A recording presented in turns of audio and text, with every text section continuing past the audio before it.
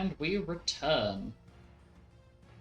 So, last session was a little bit chaotic, as we did the entirety of the Illusionist Heirloom, and we got to Penton acquire the heirloom, got to encounter his dad, who we now know, and have verbal confirmation, is in fact still alive, and has just been, doing as you casually do, chilling in the Nine Circles, after having beaten the God of Death in a game of cards. And then a little bit of time passed. We took a few in-game days, and went for the Dark Knight heirloom after Penton had fully recovered from the experience, where you had found that the entrance to the actual shrine itself was open already, in which you have re-encountered an old companion, Milo, and much to your collective shock, Carl, who is in fact alive, as you've basically found out and were told to your faces that Alistair, your lovely little friend who had disappeared into the middle of nowhere, had sacrificed himself to Etro to bring back Carl, which Carl made very brief mention of before you started heading in to go and acquire the heirloom. And where we had left off, Alec had just landed his final attack on a yellow dragon Wyram in one of these in the room ahead of him. Nolan had held two of his actions, meaning it is Marianne who will be moving next.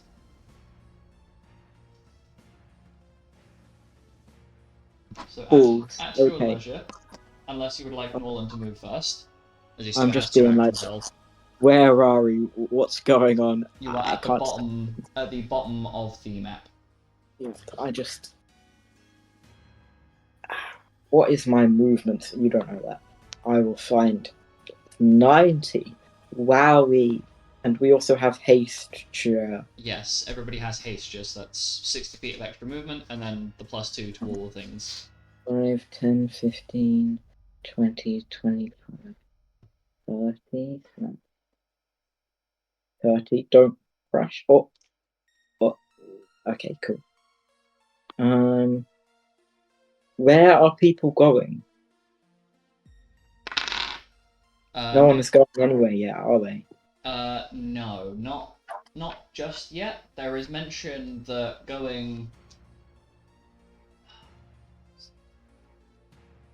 potentially going up towards that big room where Alec is in, as it seems like if it's a very large chamber, there's probably some sort of connection point to the stairs down. Up we go. Wow, there are so many doors in this room. Do I? I do not see anything. That's 90 feet.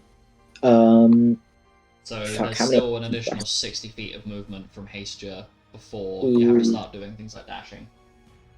Yeah. Alright, yeah. And I have 4 actions. Oh, 6. Plus Hasture. 6. Fuck me. Alright. Just... the struggles of being a holy knight. So 60 feet more. Let's go over there.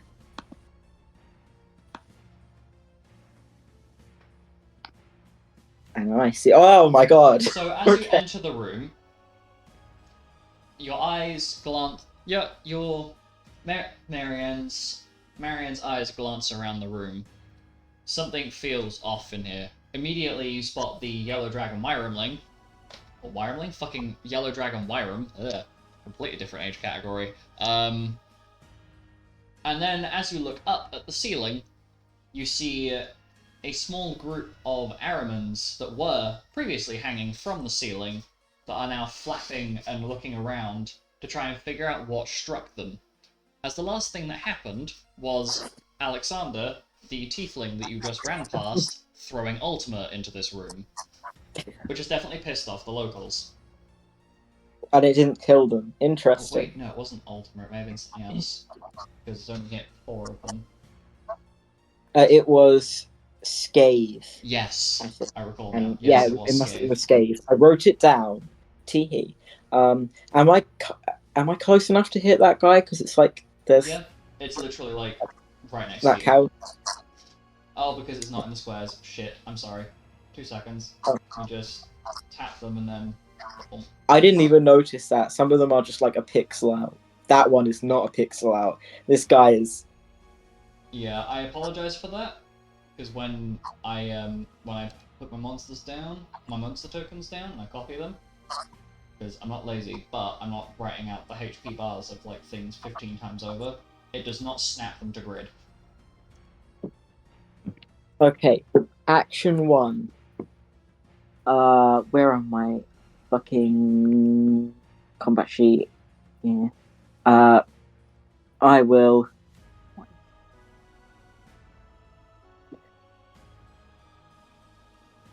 There's a tiny little fly right next to me that is like distracting me. Be gone, thought. So if I do my Firestorm Fury thing with the trigger the weapon to send out blade of flame,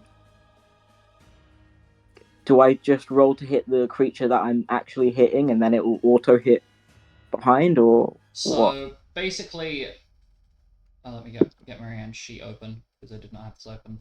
So I'm presuming you are not aware of how the actually no, because you never have to interact with Spirit Hunter.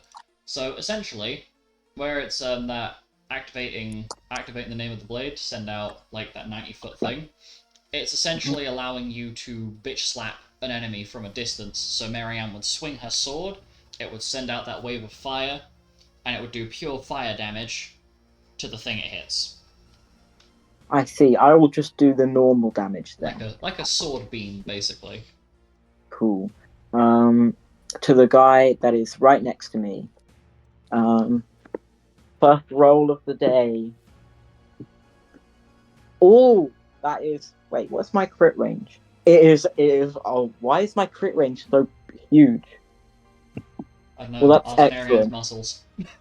Yeah, that's excellent because that's a 19 plus 69. Nice. Nice.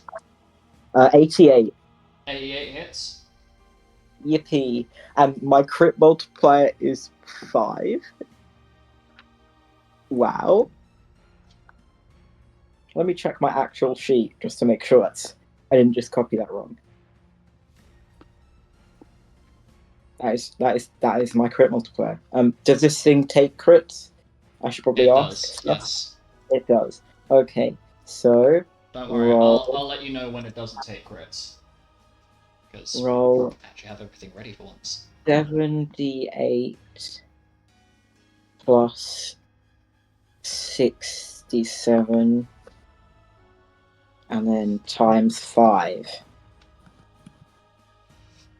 Put that in brackets. A little.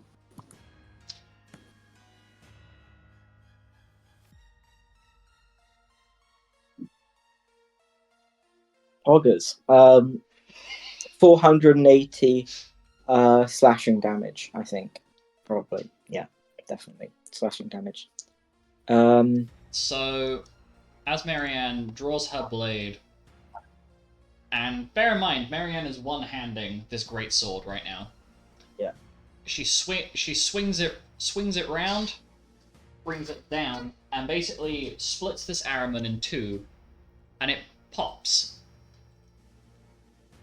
With the sheer amount of force that this weapon is brought down, it basically just splatters. It's honestly kind of awesome. I forgot to do my oath stance. So that's a bonus action, so I can just do that now. So I will do sword. Plus 70. I'm just going to be writing things down to hit. Plus 10. Plus 10. If you click the tick box, it'll automatically add it for you. Oh, excellent. So I don't need to Oh, that's No. so cool. Some some of them work, some of them don't. But Holy Knight's one is one that I am certain works. Sword. Booyah. Now I will check my combat. Oh my god, it worked! How the hell? This is incredible. Wowie. My armor class has gone way down though, which is sad. But anyway, second action, I have no more movement, so I'll have to use that for movement. I'm going to go up to this big fucker. There we go. And then I will attack, which is 2 move, 3 attack. Right. I mean, natural 20, but it was going to be a crit anyway. It's a natural 20. Yeah. Interesting. So. Oh, right. Can it survive without a head? No, it cannot. So, Marianne, you turn around on your heel, look at this yellow dragon Wyram, and the thought of the reminder of the time that you fought one of a slightly lesser aged version of one of these in your adventures alongside your companions fills you with this determination to assert yourself over this creature. You've kicked one of these things' asses before. Can't be hard to do it again, right? And as it rears its head down to try and take a bite at you, you cleave this thing's head straight off, and it rolls like a barrel down a hill, disappearing into the shadows as it dies. If I want to move, because I didn't use all my movement. Yep, go for Can it. I still move up So, and not use an action? Sure, I'll allow it. Oh, excellent. Fourth, that will probably be that move done. Fourth, let's go again. Let's go That's again, not a crit, unfortunately. That's so sad. 4 plus 16. 73 to hit this. 73 hits. Cool. I will just do the up thing and then add. Oh, right. My bonus increased to 77. Cool. I'll just add it. Do it. Oh, right. I have a higher. Oh, doesn't matter. I have a higher plus to hit now than I put, but that's fine.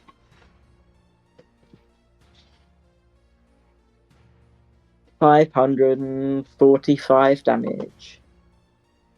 545 damage. Yes. The thing, you once again cleave another Araman in half. And this is kind of fun. In the back of your mind, you're like, man,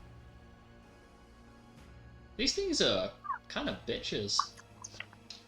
Yep. They are just, they're way too easy. Don't say it like that. Oh, man. But hey, Okay. not gonna complain, because it means that you'll make your life way easier when you have to deal with this shit later. Yeah. I have 6 actions right now. Mm-hmm. Fifth, move again. Mm-hmm. Up to this guy. 6, attack again.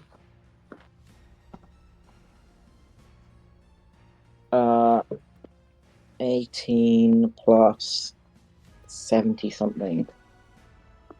70, 86. 104. 104 definitely hits. And it is once again crit. So A crit, you say? Ooh. no, that is not what I said. 515 damage. Yep. So it is deceased as you once again. It's like cutting bread, except the loaf is Flat shaped. yeah, it's slightly spherical shaped. And I believe that's the end of your turn, is it not? It is. Okay. So oh shit, yeah, I forget. Laptop is not connected to as a third screen, so I just tried to swipe my mouse to the left thinking it was going to go on to the Roll20 and then realised, hang on a minute, That's not how that works. Nolan is going to use his 2 held actions. He is going to... I forget if he's got any movement left. No, he hasn't. No, wait, no. Has he moved? Yeah, fuck, I'm just gonna say he has moved for the sake of I can't be asked to do maths. Or use my brain to recall basic information. 90... 110...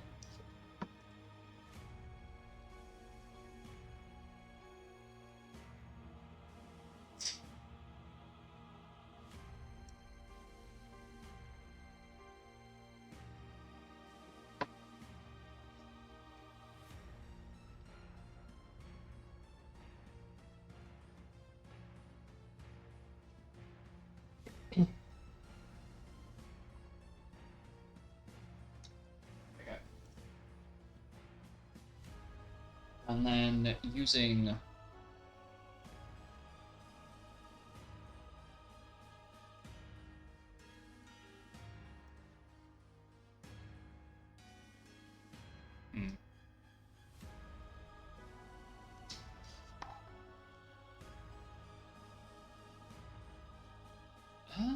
brain cells, please, come on. He's going to use his brain. Is going to cast Water 3 at one of these bats, just to test the theory in his head.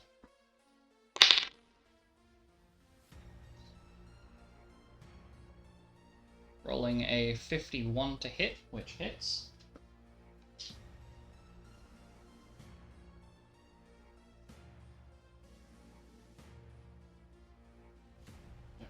Roll that normally. Dealing 51 points of water damage, killing it. Wait, what number was that one?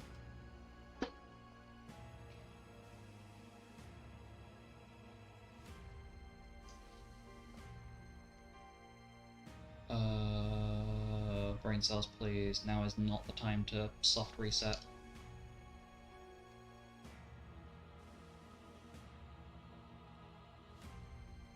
Go. It's done.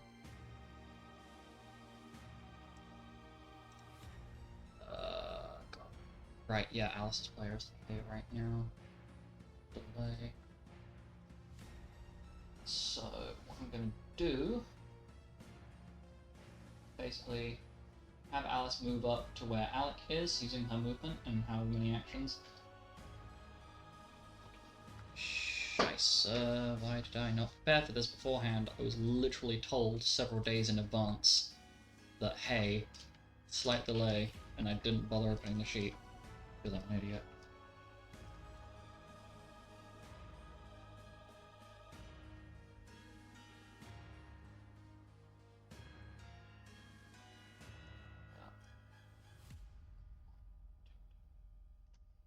There we go. To the left, use a movement, hold her, and Alice is going to hold her actions.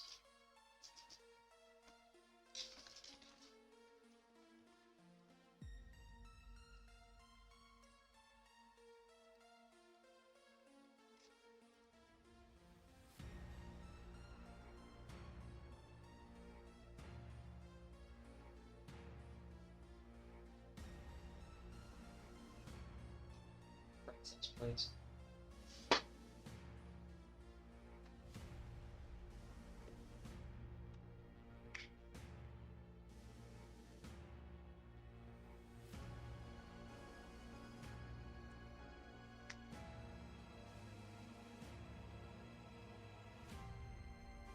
So Kay is going to use her movement. Move up to here. And how far can she see? I'm having to remind myself of this, but 60 feet? Yeah, 60 feet, so...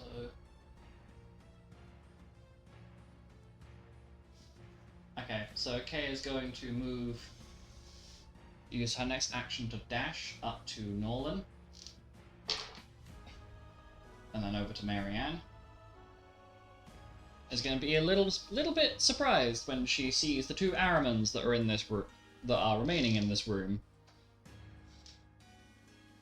And she feels a surge of confidence in herself as she realizes that she might just about be able to show off in front of one of her father's old companions. Almost like a this is her moment type thing. As she uses her second action to dual cast Radiance 2, targeting both of the Aramans that are currently in this room. So, she does not have Light or Dark Arts active right now, so she doesn't have any other buffs active either, so... Spell.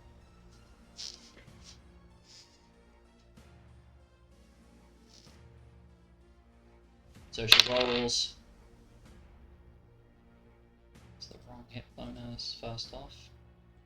Come on, Lupus, it's not that difficult.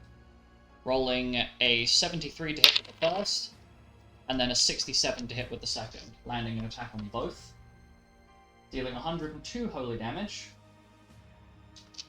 to the first Araman.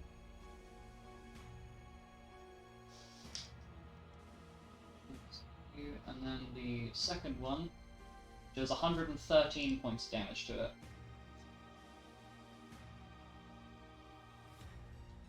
Killing one, and severely weakening the other. And then she's going to look at Marianne with a slightly confident smile on her face of, yeah, did you see that? Pretty cool, right? As the little girl's getting egotistical. Yeah, Marianne's gonna be like, well done, that was amazing. But like, legitimately. And she seems almost as if she would jump for joy at the fact that she's been able to show off a little bit. She's going to then use Light Arts friggin' where is it? Light Arts Celerity. So her next white magic spell she can choose to cast as a bonus action, and is then going to follow up her initial attack by casting Ruin, which... So she only has one action remaining, but it kills the final Araman that is in this room. Would the party like to move... Basically, I will retain the number of actions that everybody has remaining, just for the sake of combat purposes, but would everybody else like to move up to the big room where everybody else is in? Don't worry, I will click and drop you if you want. So this is what was happening. Hmm? I said, so this is what was happening. Yeah. Could not see anything. Oh, could you not see anything? No, because I was right at the back of the room. Oh, right, yes. Sorry, I was sitting there Back of the thinking... pile. Oh, I mean, my brain was just sitting there like, well, hang on a minute. I've forgotten something.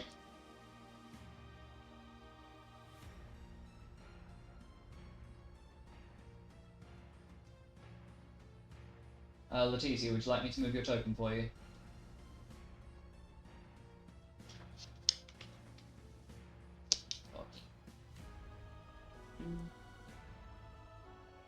And then I'm gonna... So, everybody else has moved up into the next room. Now is the point where you guys can choose, do you want to go to the left? So this direction has yet to be explored. Or do you all want to go up into the same room as where Marianne, Kay, and Nolan are?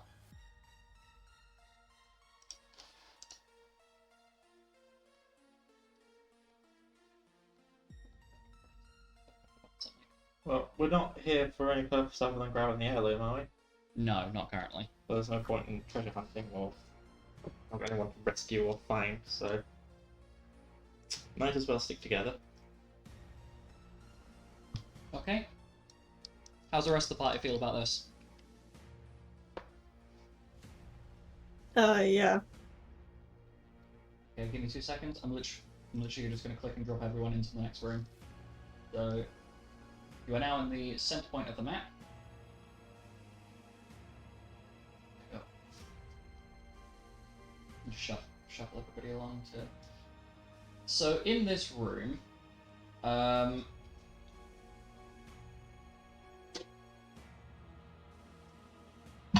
the Dragon Twins, alongside. Does anybody else know Infernal outside of the Dragon Twins and Alec? I think Andromeda knows Infernal. Yes, because she's part tiefling. Duh. Sorry, my brain took a second there. Yeah. Marlo Andromeda. I'm just double checking. Nolan does not know Infernal. Yuzok cannot read. I don't think you can read it, but you can understand it socially. Yeah. So the members of the dragon family, alongside Alec and Andromeda, you notice that there are infernal like scratchings on the walls that appear to make out almost a sort of map. Like they're listing a bunch of cardinal directions. And you notice immediately, excluding Alec from this one, because he is senseless, those of you that do have the sense are aware that these writings are devilish in nature, not demonic. So it seems as though either a previous ancestor, maybe, or a type of demon or devil, a type of devil that has somehow managed to get stuck inside here or sneak their way in, has left almost like one of those like really old-fashioned old-fashioned game manual direction things, like go this many things east, go this many things west, blah blah blah blah.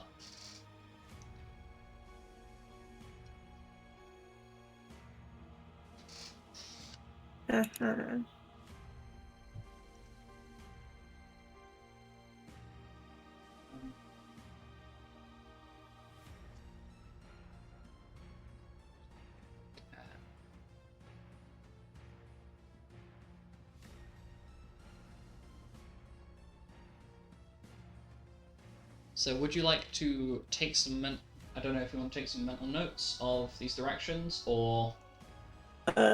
Yeah. Okay, so essentially from this point forward, if you ask me at any point, because I'm going to use the collective brain cells of the 5 people here, well, sorry, 6? Yeah, it is 6. Is it 6? No. Yes. No. Yes. Yes, it is. Alec, Milo, Carl, Karina, Andromeda. Wait. No. What? Am I losing my marbles? It's 5. It's 5.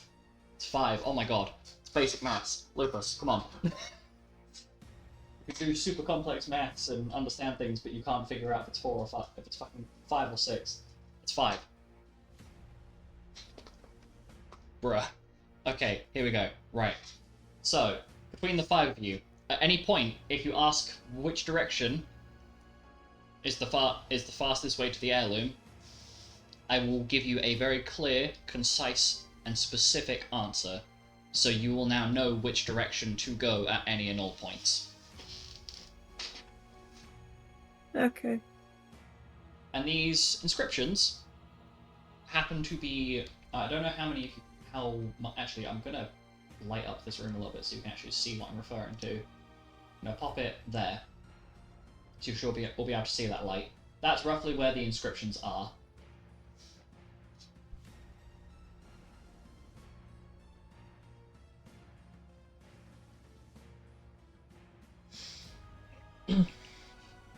So, do you want to follow the direction of the inscriptions, or would you like to venture around more? I don't know. this is aimed at the rest of the party as well. Let's follow it. Because I Why imagine this information would have been shared around so that By everybody's... the infernal speakers, yeah. Yeah, maybe not translated, but like a rough, I guess, rough summary of some idiot's scratch directions onto this wall. Really funny if it was like a previous ancestor and someone just roasted their like one of their older generations. So, I'm gonna use my brain here. Kay is going to use her last action to move up to the doorway, and you hear a terrified squeal, followed by, through the telepathy of, "Oh my god, there are behemoths in here! Oh my god, what the fuck, there are behemoths!" In Kay's voice. That is unfortunate. Unfortunately, that's the end of Kay's turn. She's dashing Oh my into god, that room. how many? 3. She specifies 3 because she says it 4 or 5 times over in almost like a mild panic. The next 2 characters to move would be Karina and Andromeda. However, you're both tied you both have the same initiative score. So Blah, blah, blah, blah. whichever one of you wishes to move first. Depends if my headset stays on my head. Valid. Oh.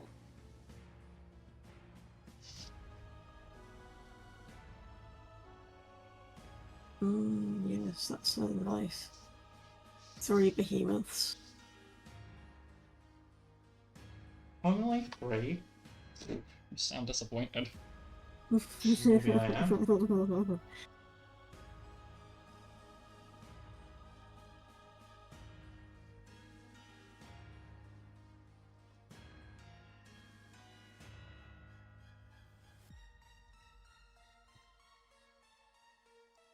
Oh. My headset too, I don't know what to do. Would you like me to take? Would you like Karina to move first? I mean, I've moved, but I'm just Oh, gonna fuck, hold all right, my yeah, you have. actions because I've got no fucking clue what to do. It's understandable. I'm not gonna lie, I did not at all notice Andromeda's token move because I was staring at something. ADHD, please. Okay, so Karina is going to follow up with the direction that Andromeda went. And... no, she won't stop there, she'll stop there. And as she currently has Deathbringer in her hands,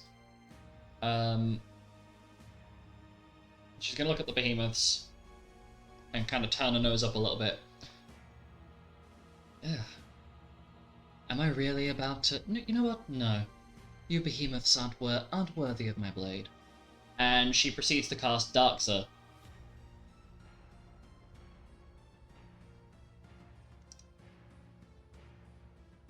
And she is going to then remember to basically... Oh, shit. Remember correctly, Kay's immune to shadow damage, isn't she? Okay, I didn't fuck up. I had a horrible feeling in the back of my head of, well, wait a minute.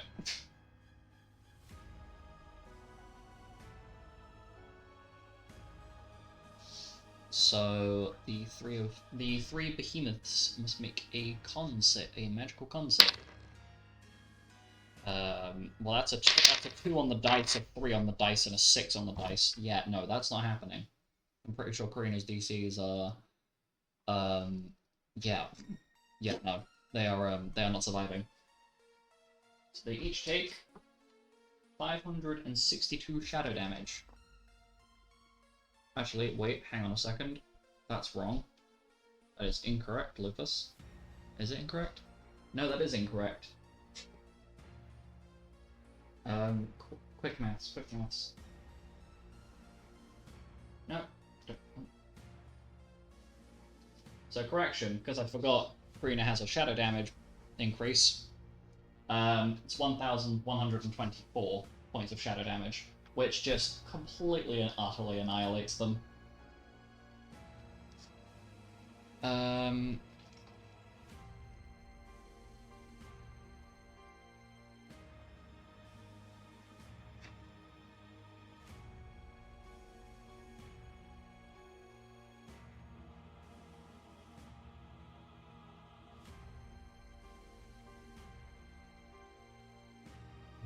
Darkser is a 4th level rune, so that's -4 on you.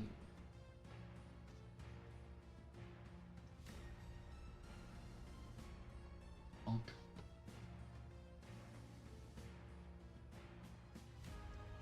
She is then going to use more of her movement to move to the door, move down here, move. She's moving down the corridor.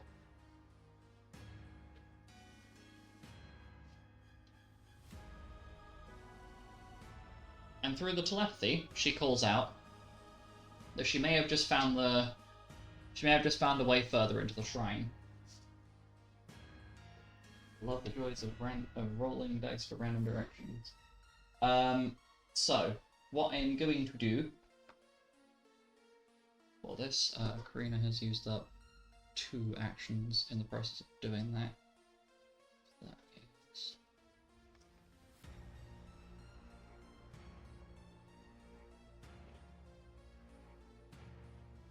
Up, I have the folder open.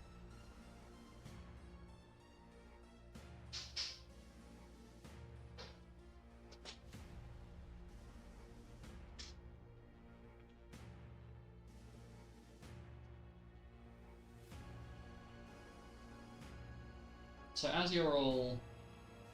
Oh god, sorry. Bear with. I'm having to transfer between maps.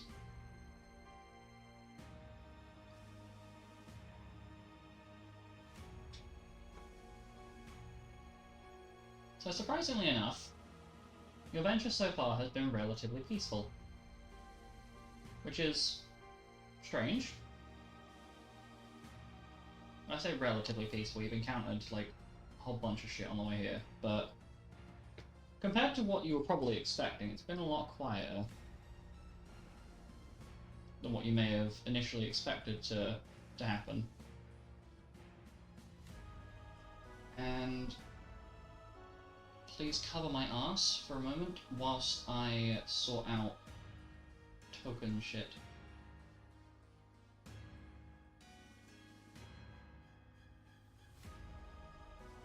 Oh no. So about that weather. Yep. Crazy.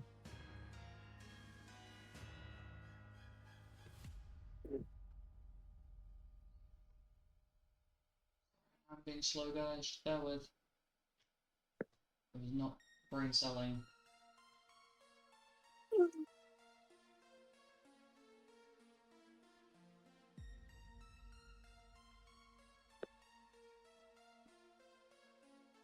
Suddenly, 20 behemoths.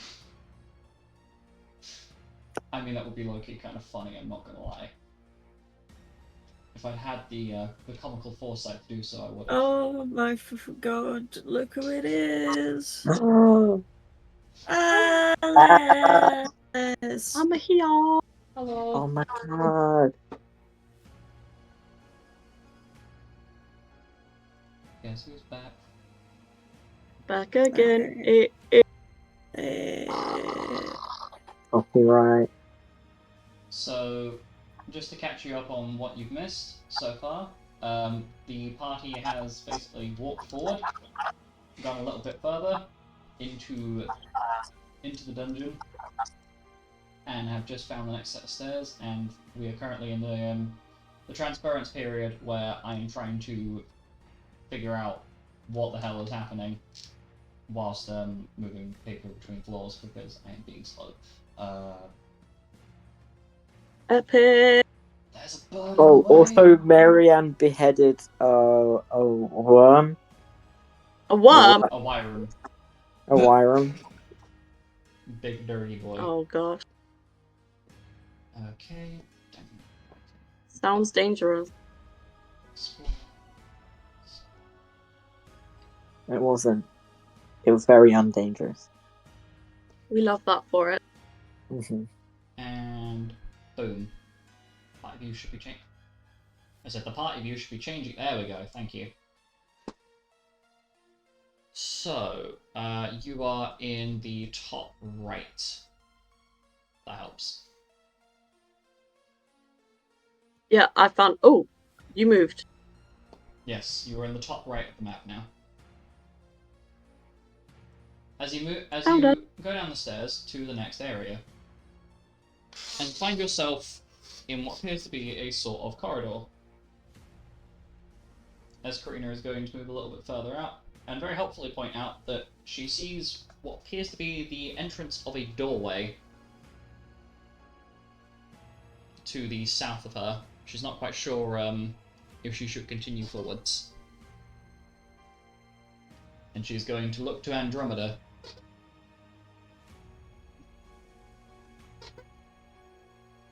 Well, darling. Sorry. Too busy thinking about sons. So, sister, shall we go kick some ass? Sure. And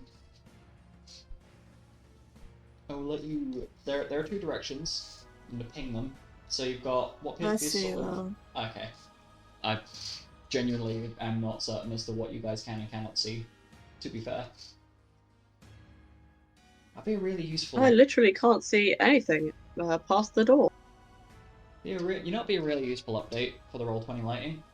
Is if I could, like, as a DM, like, be able to see, like, what each player can see. I'd have like a rotation function. Be Well, fucking- what deserves to be honest thing. No, they're not. So there is a room to the south of you, which, yeah, that is your viewpoint. You can see some more of the Alberiches in a room to the south of you that have not noticed you. And then there is a room to the east of you. No, west of you. Blech. Cardinal directions. In which you can hear the sounds of several Baelors, and they are arguing amongst each other in Infernal. What are they saying? They're arguing about the fact that they're trying to figure out which one of them was the stupid idiot that decided it'd be a brilliant idea to go down a dead end. And one of them is complaining about the fact that they could have damaged their wing trying to fit through that tiny ass gap. They nearly got stuck.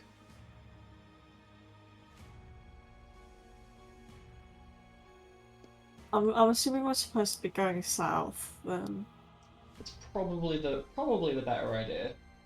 right? Which one? I presume Andromeda is going to communicate this with the rest of the party. Yeah, Okie dokie. go south, west, dead end, according to the idiots there.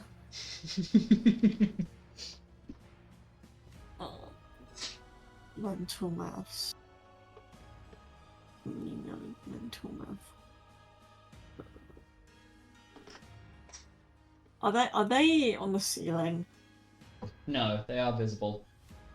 They are not Right. in squares. Fucking I was gonna. man, it's like because when I'm populating them, I don't ever think about going back to like put them in the right place, and then I forget. Right. And now it's time for me to try and recall what fucking Andromeda does. I've already forgotten because I am stupid. It's fine. Genuinely, take your time. There is no rush.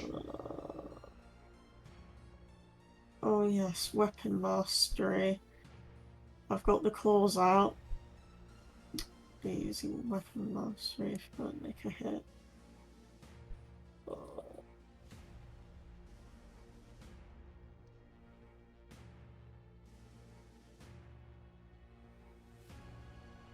What the fuck? You know, I go through this, I forget to take notes, and then 10 seconds later I'm like, yes. Perfectly fine. What? If you want some help, No. okay. Let me know if you do.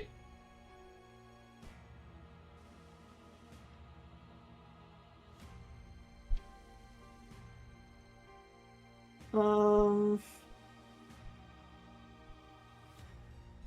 going to, for my first action, focus. Okay.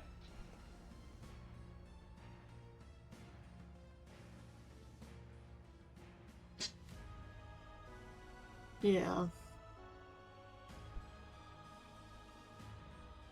And then proceed to drag the ability tracker all across my tab. Thank you, Google.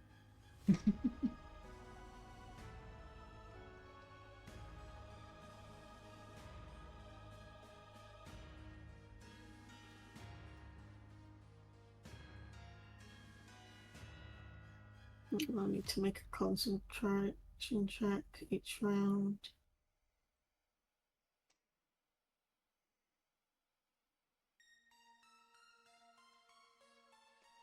I am saying stuff that I would want input on, question mark. Yeah, so if you are... Okay, give me 2 seconds. I'll grab... Just so I can double check. So I am looking at the same thing as you. Because that'll make my brain have an easier time. Click on that.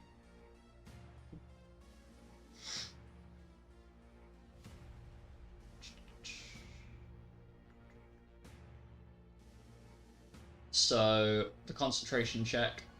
Yeah, so it's basically a con check. But I'm pretty sure. Yeah, so long as you don't roll a nat 1, you'll be fine. That's non-magical, right? Yeah.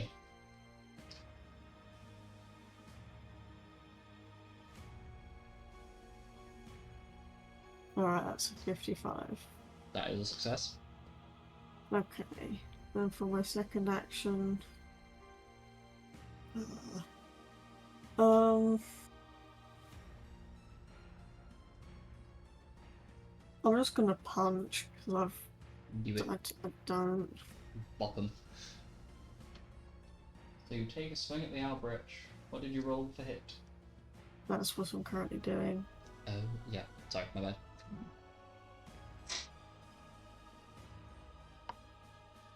49. 49 hits. Am I doing weapon mastery? Nice.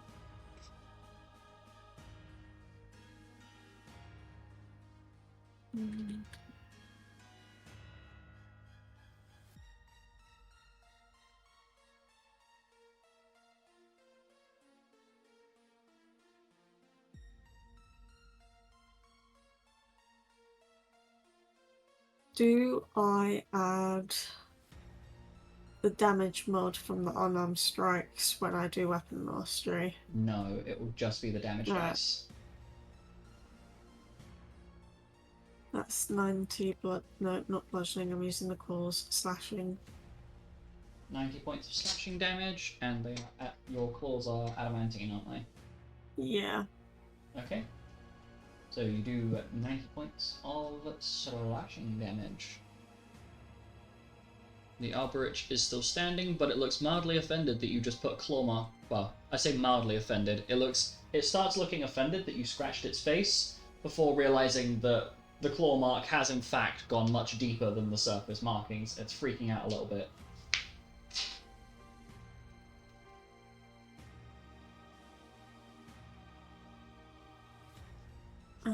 That's what that says.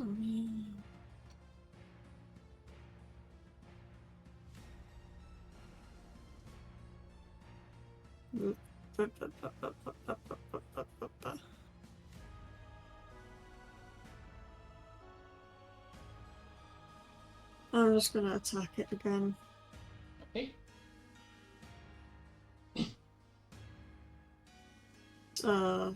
Oh, 55 to hit. That hits. That's also another 90.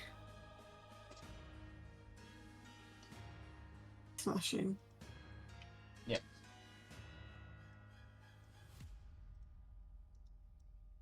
The Alberich is dead.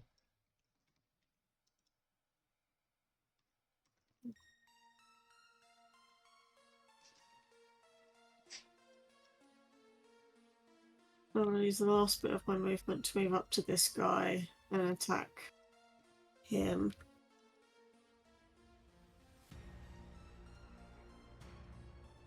That's how I'm feeling today. Not rolling very well. Understandable. Oh, no crit. Really sad. So 52 to hit. That hits. It's 83 damage.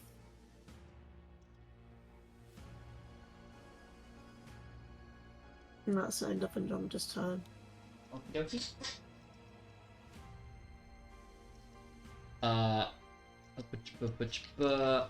Alice, I held all of your actions earlier because I wasn't sure what to do. Would you like to jump Oh in? my gosh.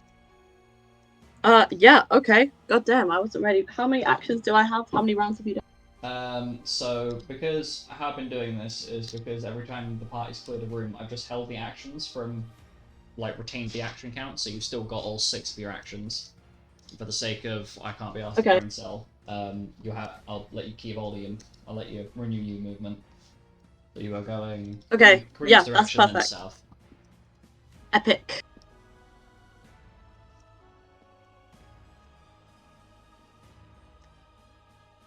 Just realised I can move myself by 1 square with the arrow keys. Yeah. So I don't know how long I've been on Roll20, and this is the first time I've noticed.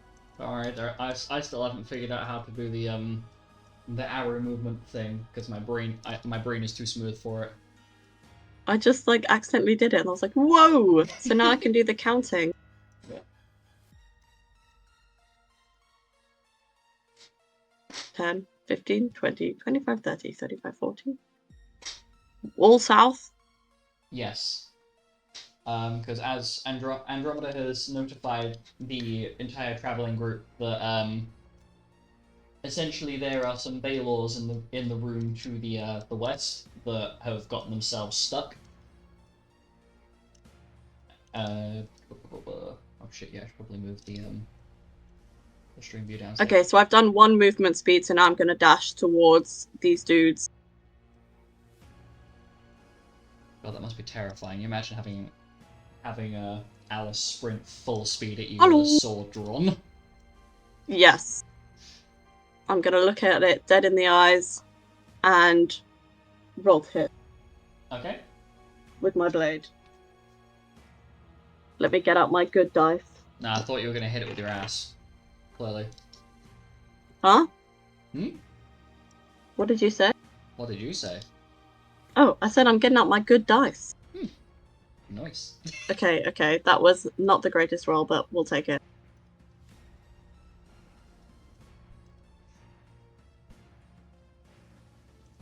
What was your roll to hit in total? 63. That hits. Woo! Okay, and I have full health, so now I need to do all the maths.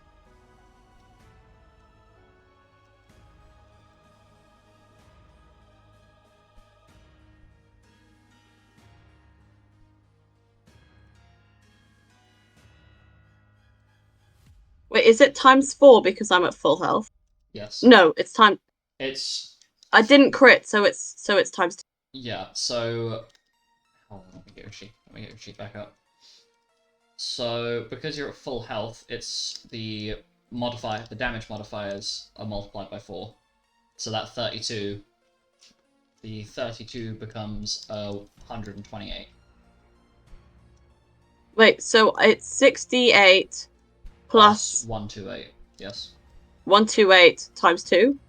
If you crit, then yes, multiply it by 2. Okay. 128, no time.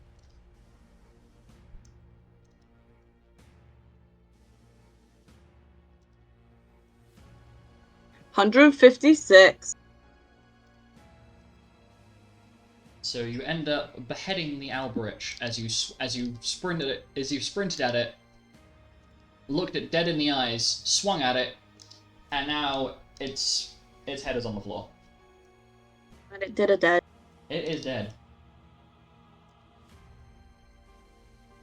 Wow. Okay. I'm gonna do the same thing to the other one. Albert. Hola. Alice is channeling Let her me past roll. self. We chop his head off. Oh my gosh, I got a nat 1. I need to swap dice. This is awful.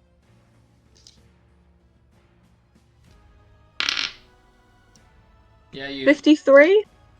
Since you rolled a net 1, you miss. Love that for me. We're swapping the dice. Dice shit. Next one. So Right, let's you blue or swing the orange. weapon down, and you forget the fact that the Albrecht is kind of short, so you just swing it and just miss completely. Okay, I'm going to try that again. This is a far more lucky dice because I've crit. Thank God. Nice. So that's 70 something. Like 75? Yeah, that definitely hits. Amazing! And now I get to times it by 4. No, by 2. By 2.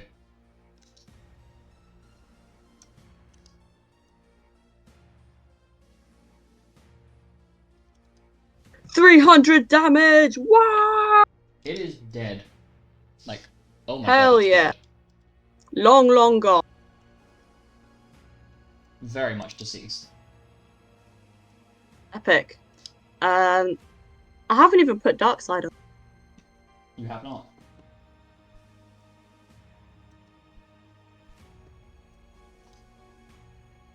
Yeah, I think I'm not going to until we get close to the boss. And then I'll put Dark Side on. Valid.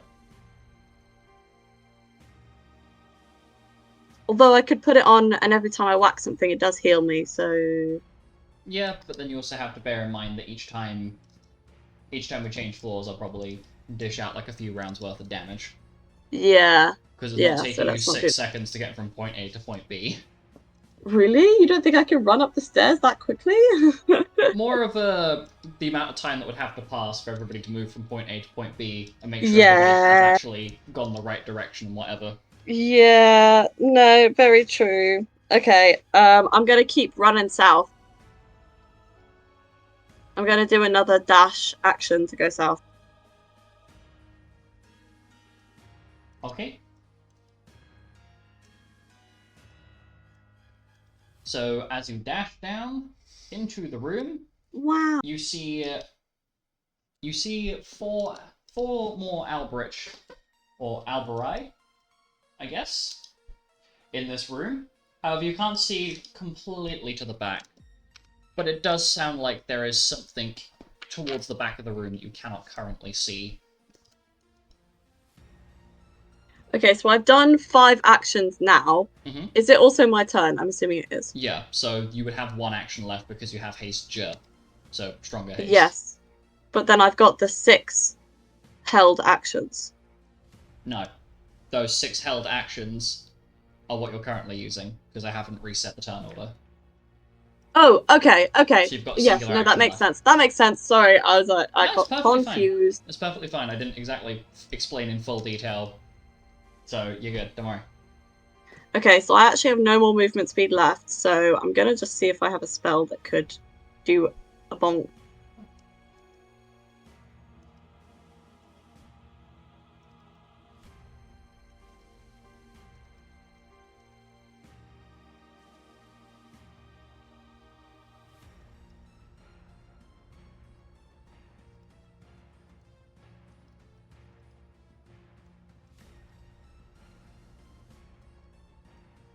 I might cast Sandstorm.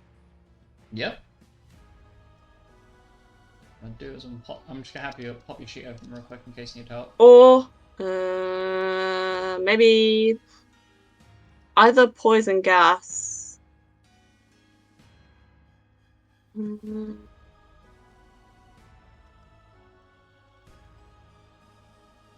Or Heaven's Cataract. Okay, either So Heaven's Cataract or poison gas.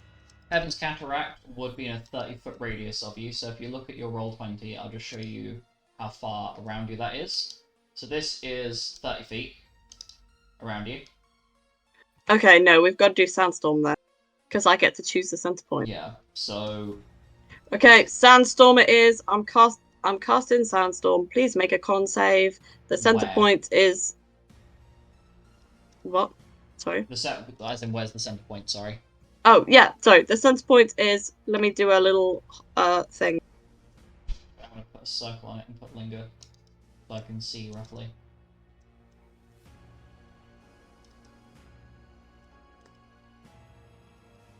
Can you see that? Yeah. That's not circle. Hang on. There we go. Okay. Okay, make con saves. Everyone in said bubble. Oh, does it hit me? No, right? No. If memory Yeah, serves okay. if memory serves correctly, you have selected targets. Yeah. I think. Yeah. You don't. You do not have selective targets. They're chosen center point. Mm-hmm. Yeah, I mean, as in you don't have selective targets, so that does include you. Oh, okay, so let me move it so it doesn't include me. Yeah, I was gonna say, hang on a minute. let me just move this then. Yeah. I mean, if you move it like, what? Move it like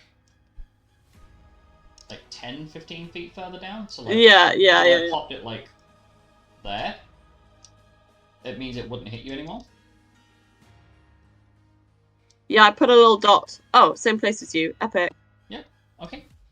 So, what is the DC, please?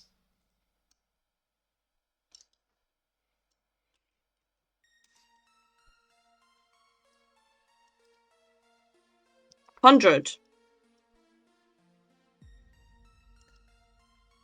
100. Fail, fail, fail, fail. And you caught an additional thing within your radius that has also failed. Sorry, wait, correction. An additional 2 things in your radius. So whatever else was in the back of this room has also been caught in the attack. Oh, hell yeah. I didn't even know there was additional things.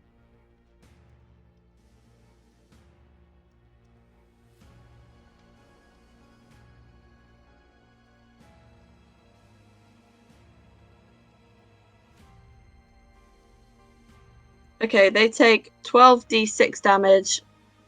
What type of damage? Is it... Yeah, so it's 12d6 damage, 50 wind damage, 50, like split 50-50 between wind and earth. Ah, okay, okay. And then they're inflicted with blind. None of them succeeded, right? None of them succeeded, no. Yeah, so you're all blind. And let me just roll 12d6. Many times. How many times do I need to roll them? You just roll the damage once, and then that'll Okay. be across the board.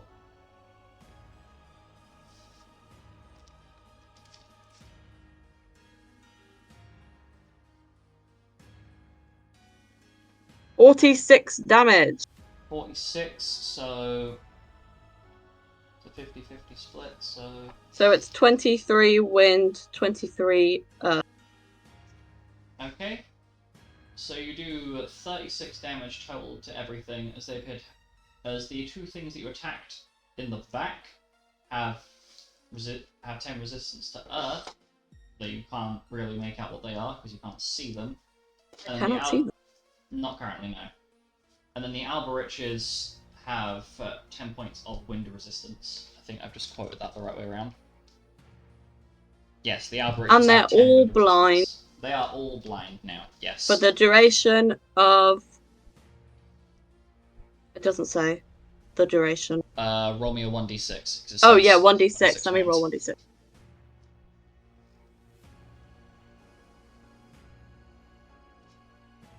For 2 rounds.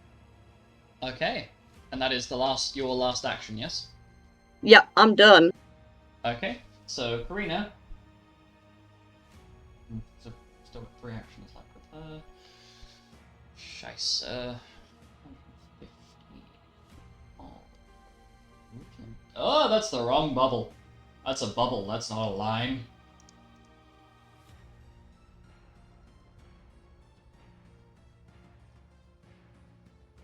Girl is just gonna yeet her ass down here.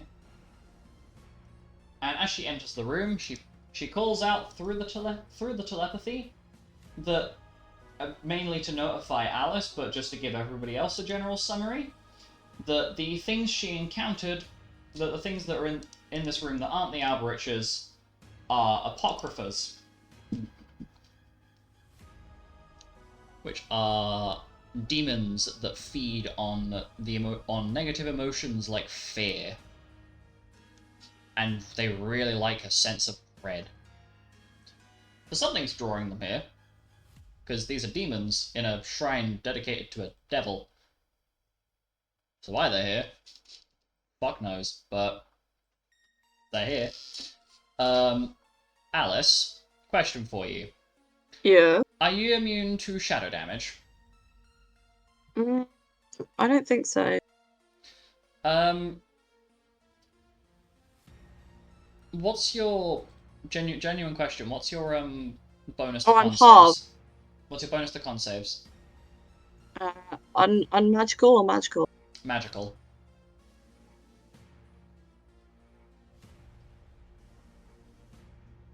$112. 112. Okay.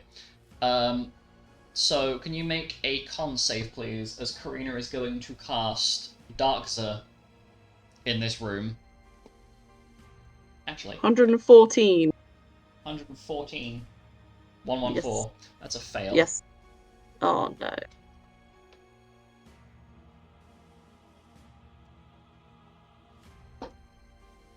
Shadow damage boost.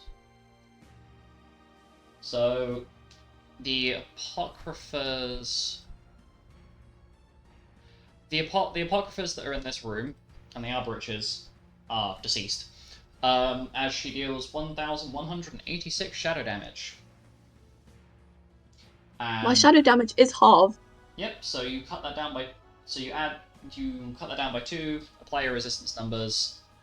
So doing it from, like, right to left. So you halve it, minus your resistance number, that's how much damage you take. Meanwhile, I have to remove these Alberiches.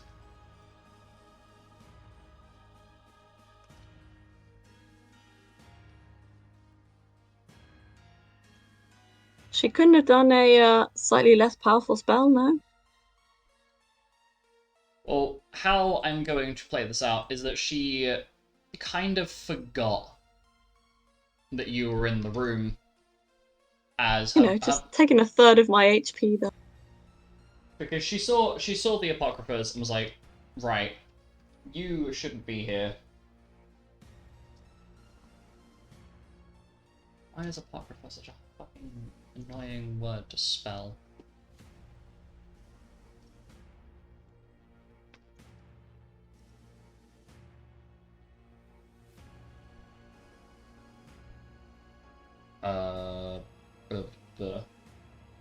And then using her last action, she is going to toss a Megalixer to Alice. Yay. So your HP and MP are full. I'm assuming you haven't used your bonus action, have you? I have not used my bonus action, no. So then just top off your HP and we'll say that you used I the can. Mega Elixir as a bonus action. Yum yum yum. I can have a little sip. And it's the end of Karina's turn.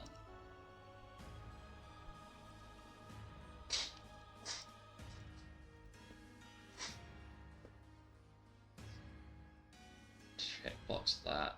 God, okay.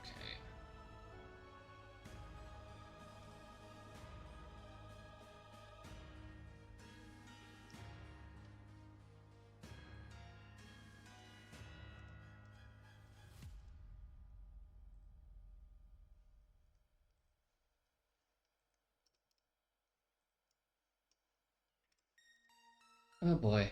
Okay, so... Mina. Oh boy.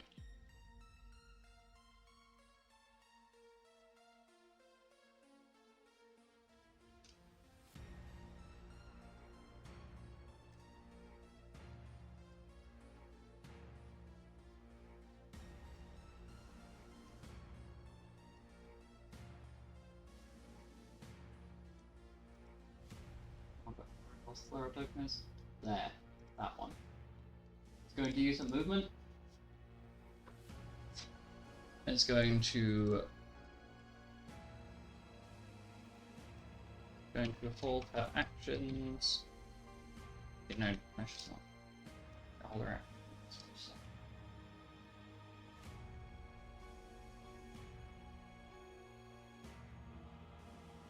No, she's gonna hold her the rest of her actions. Tell you what I'm gonna do. Are the party okay if I move them down into the same room as where Karina and Alice are? Sure. Because I am aware that there is going to be a lot of moving around. So extract you all in.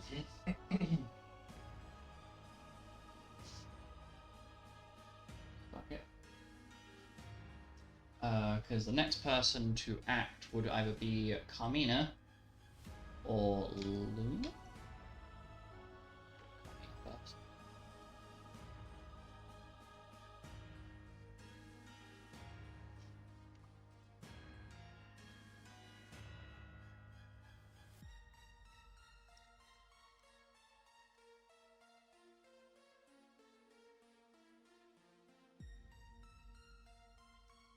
Okay, so Carmina is then going to basically dash over to here and is going to activate her major aura, and minor aura as her bonus action, second action, fucking third action, brain please.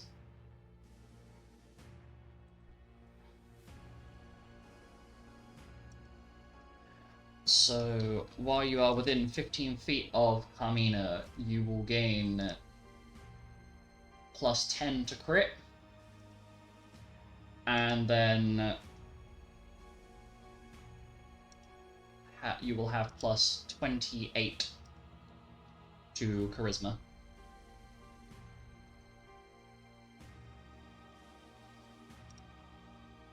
And that is where she's going to end her turn, meaning the next person to act will be Luna.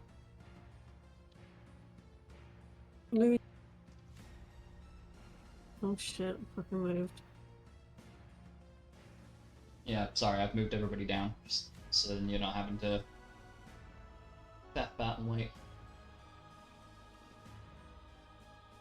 I move and then I shoot this guy. Okay, roll to hit.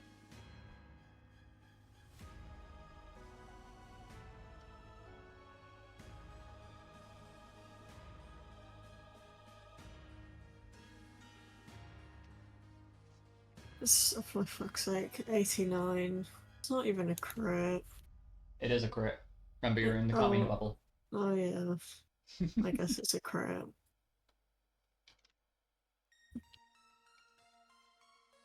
Okay. Roll your damage, because that does in fact hit. Will do.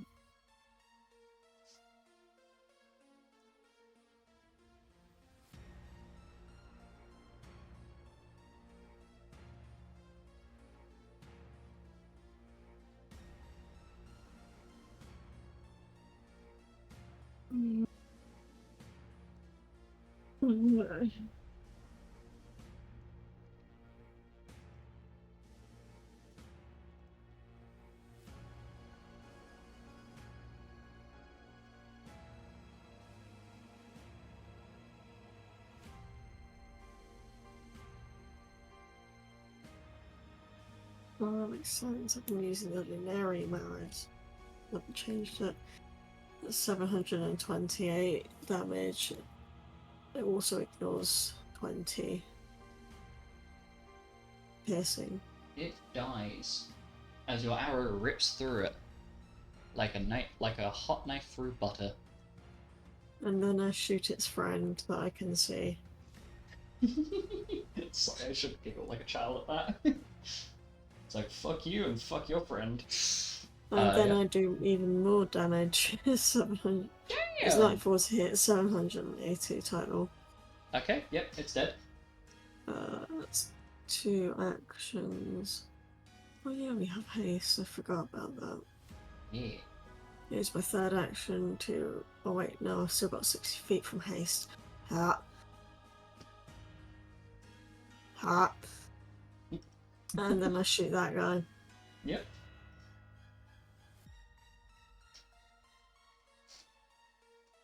That's 100 to hit. That hits. 832 piercing. Yep. So it dies and explodes into flames as the Balors do. Lamau.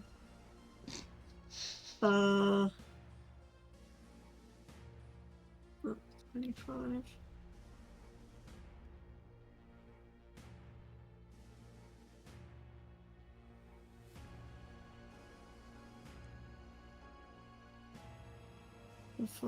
And then for my final action, I shoot this one. Actually, no. Wait.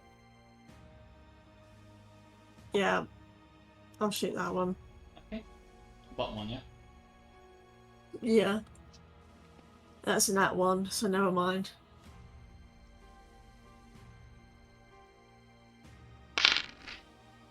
And that is okay. Oh shit. No. Stop. There we go. Fucking mouse, come on, please. Now is not the time to start fucking about. My mouse has been having a fit the whole fucking day. Okay, so Xanis is going to find where I put Xanis. Where is Xanis? Right there, and he's fucking blind.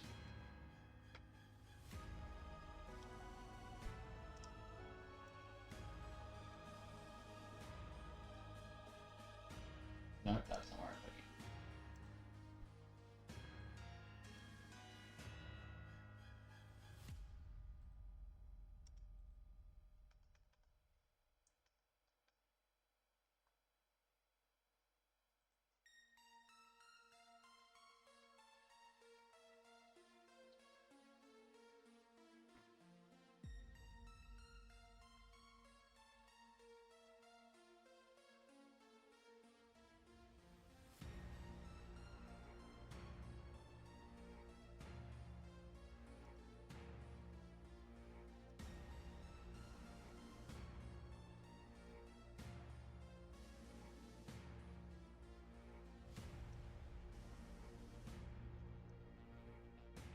Open. Xanis is going to cast. Going to dual cast Bahaba Kakra.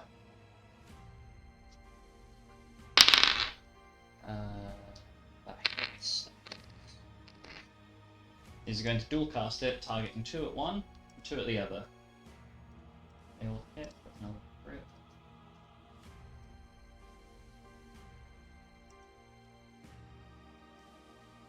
Doing 137. What? Excuse me? What the fuck? Okay, that's kind of weird. I just rolled 137 twice. The odds of that. And then... Okay. Killing the 2 Apocrypha that are remaining in this room. Now...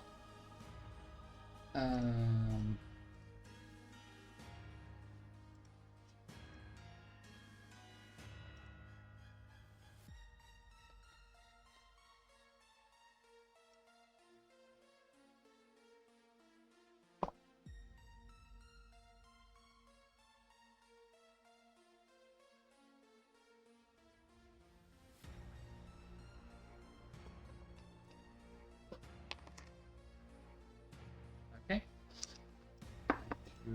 Dash.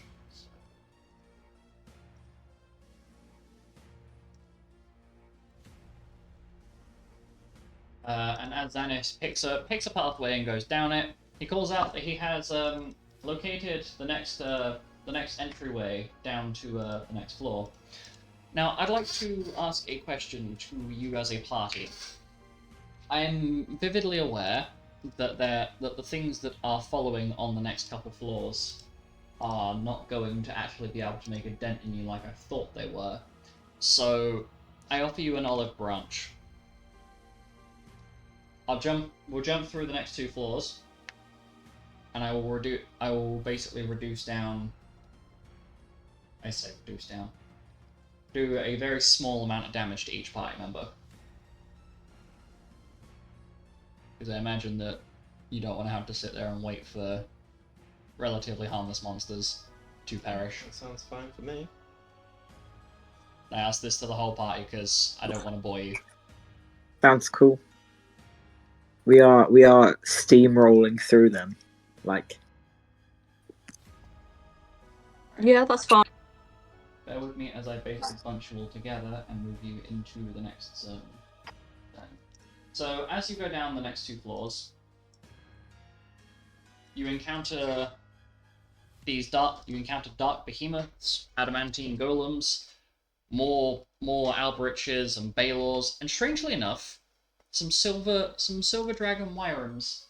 It seems as though this place is attracting all sorts of demonic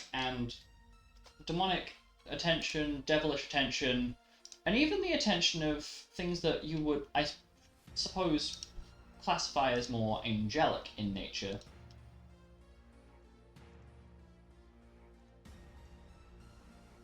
Which is weird, because this doesn't really seem like a place where you would find these dragons. That's kind of sus, bro.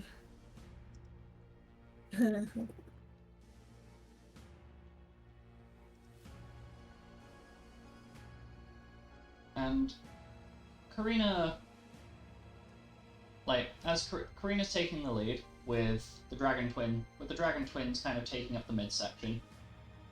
So it is Karina and Marianne taking the front as they are leading the way. And it's at this point that a few of the party speak up. Specifically, Xanis, Kay, and Nolan, who have all been, the entire time you've been here, have all been making commentary on the fact it's too quiet.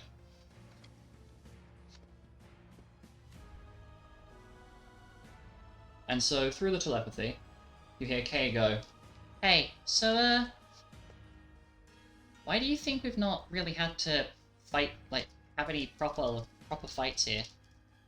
It seems too easy."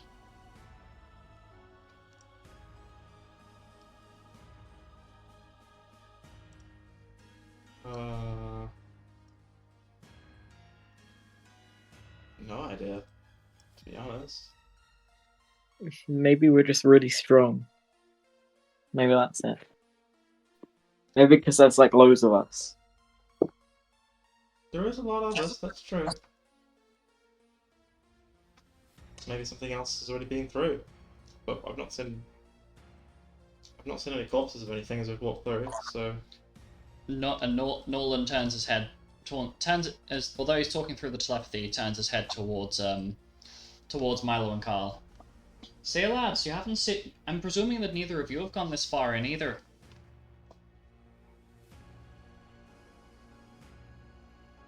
No. No, I can't say that we've been that far in. And at this point, you guys start feeling a little bit uneasy. Because their words are sinking in a little bit, having a bit of impact. As to, hang on a minute, yeah, they're kind of right. It is a little too quiet. Oh god. And now to wait for my roll 20 to finish crashing. Jesus Christ. Maybe something's eaten all of them. But it only eats strong monsters. For some reason.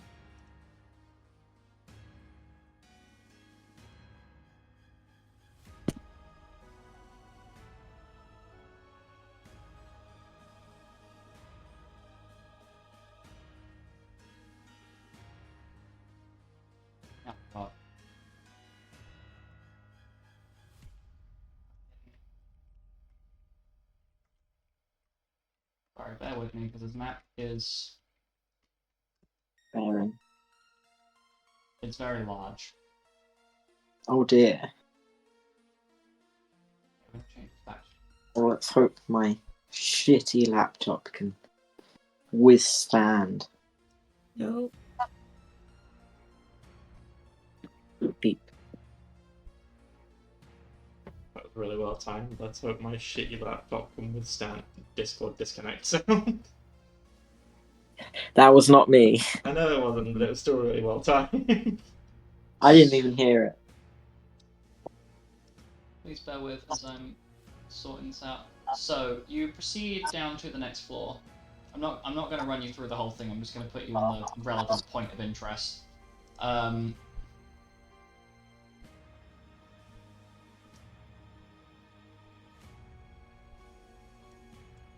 But as you're going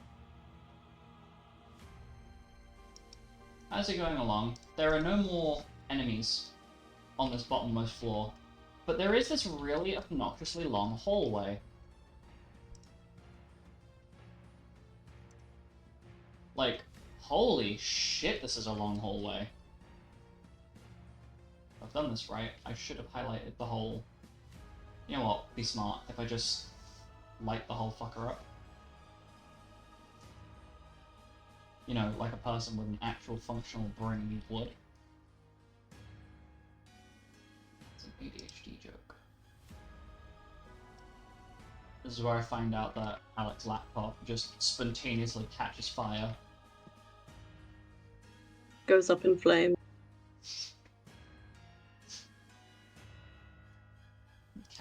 Campaign over because laptop explodes. Laptop did a dead. No more D&D. Oh no, don't even. I don't know how that would affect the campaign as a whole.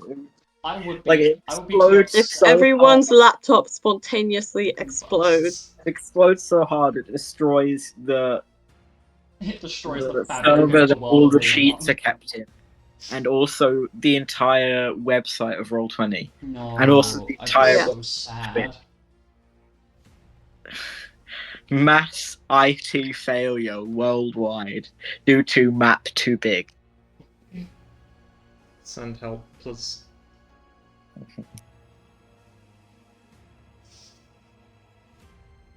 Oh my god.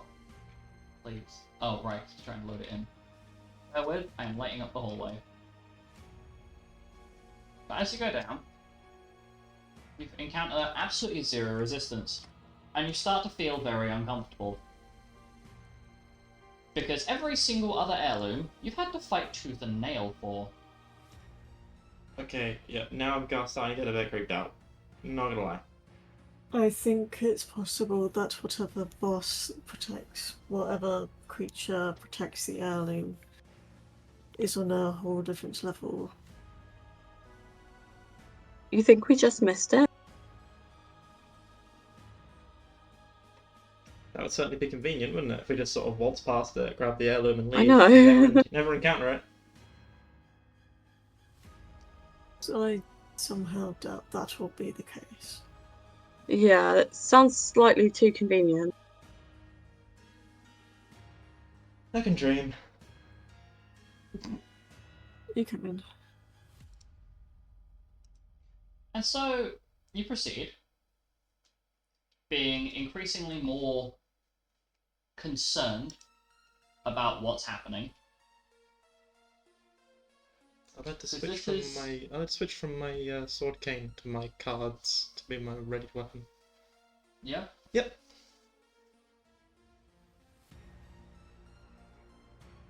So I'm just shuffling my deck.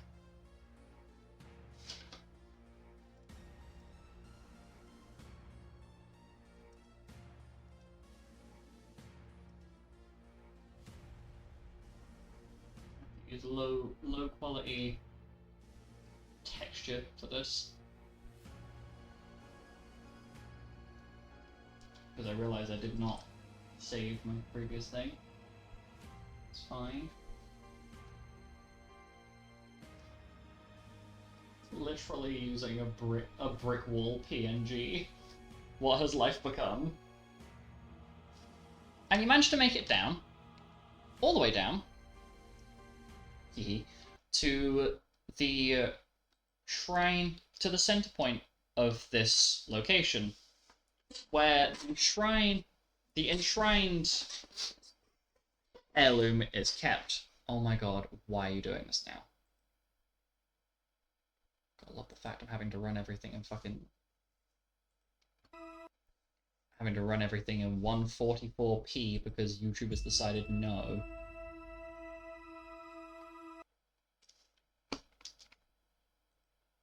Oh, you're not running that many things at once, PC. You are not lagging.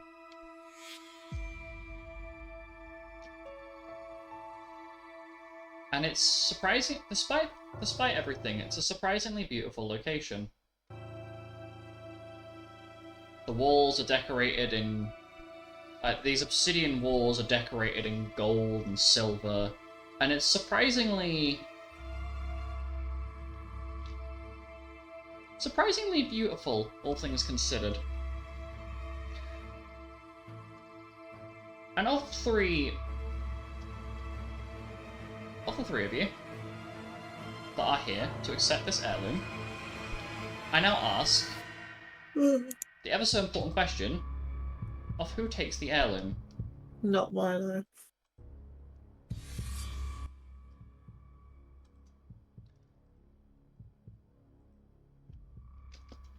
I don't know if I was ever in contention, but no thank you.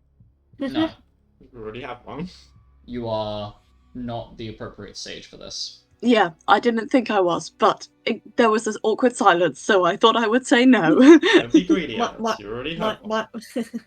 Milo looks towards Carl and his mum. And as if to try and settle on it, Karina and Carl get their fists out, and they rock, paper, scissors. I was going to say thumb war. So I wasn't that far off.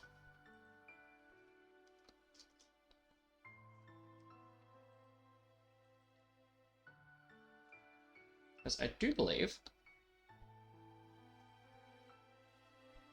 Yes.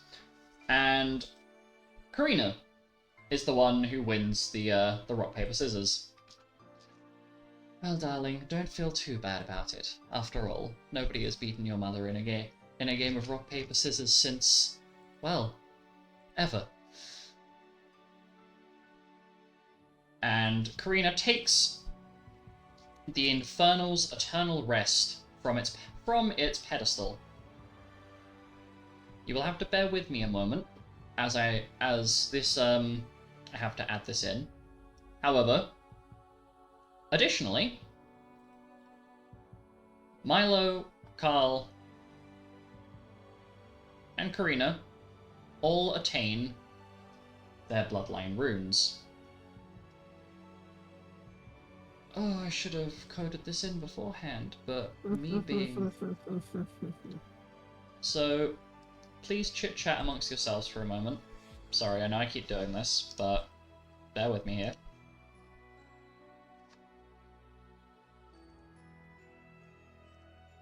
So about that long corridor. Hello! What's wrong with that? Hello! You're not in the corridor.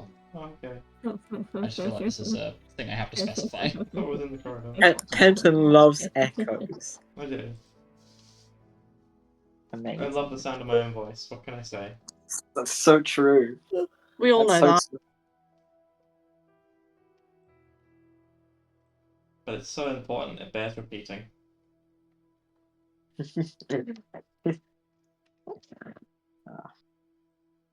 Just like me. Which I can now do! Oh my god, you know what's really funny? Which you'll see in a minute. This entire time,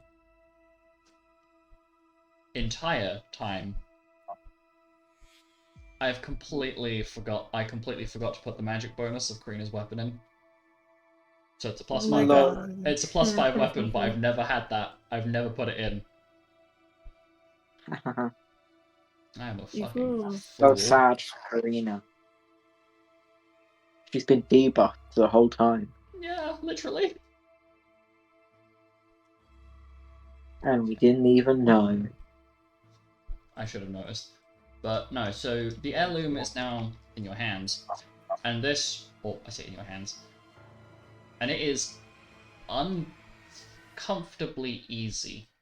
Like, this should not have been as easy as it was.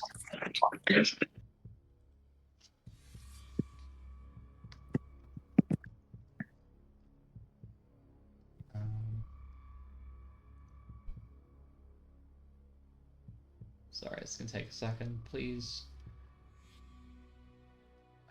So Karina steps away from the little pedestal with scythe in hand. You know, I was expecting it to be a little bit heavier than it is. I don't know why. It looks like it's got a lot more weight to it, but no. Maybe it's lighter in your hands. She ponders that for a moment. You know what? Interesting. That could be it. I would test it, but I'm afraid there'd be some sort of horrific curse if someone who's not a Bloodline member is holding the thing, so... Oh, more than likely.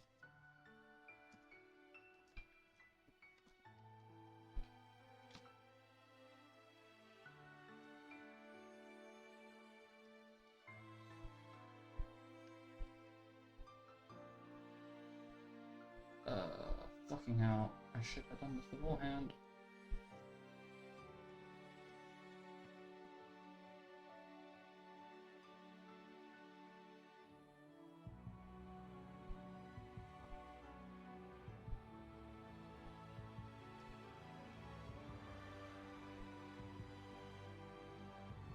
Not gonna take that long for you to do. Why did you do it?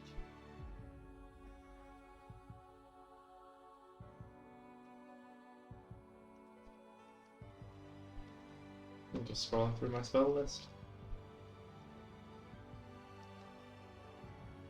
Seeing what I can do.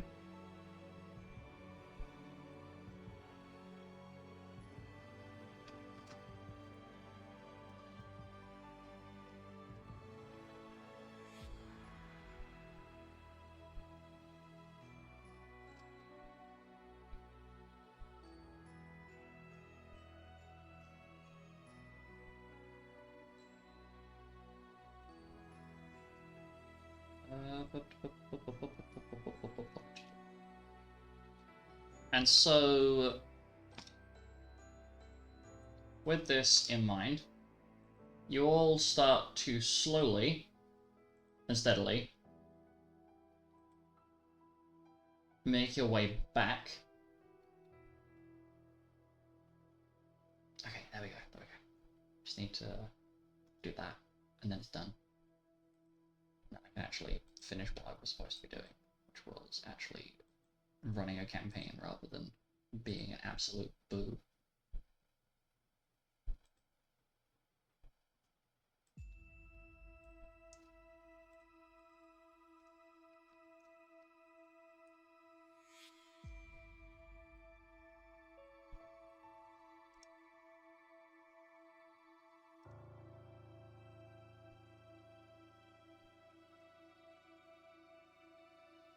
There we go.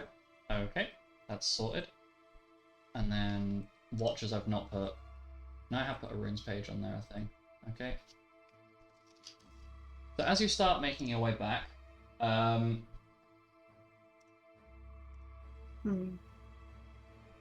make your way down these long, winding corridors until you reach that absurdly long hallway.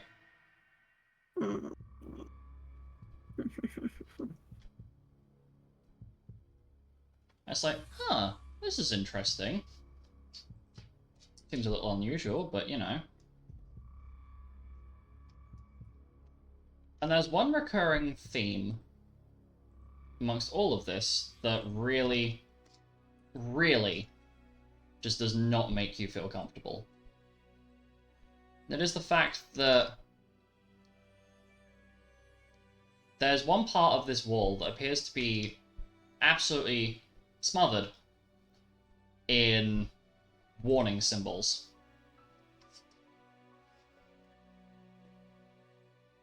Warning symbols? Mm-hmm. What do they look like? Is it the word warning, or is it... something that's indicating warning? Are It's they like big skulls and crossbones, or yeah, the what is essentially the demonic slash devilish equivalent of a skull and crossbones. So does the skull have horns? Is Yes, that why it's it does. excellent? I love that. But I suppose the warnings mean we won't go down there, You whichever. have to leave. Oh, but isn't that where we came from? Mm-hmm. So it's probably fine because we already went down there. Are you sure about that? Bear Didn't with we? me 2 seconds because I am literally updating these so that the dragon twins and their mother dearest can actually use them during the fight should they choose to. Would The think that fight? What fight? because as you move down there, you notice something seems a little bit off. By a little bit, I mean very.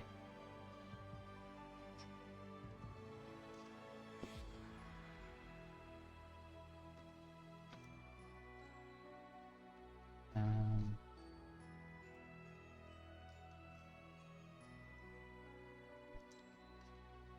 2 seconds. You would think I would have done this beforehand, but I'm an idiot, and therefore I didn't.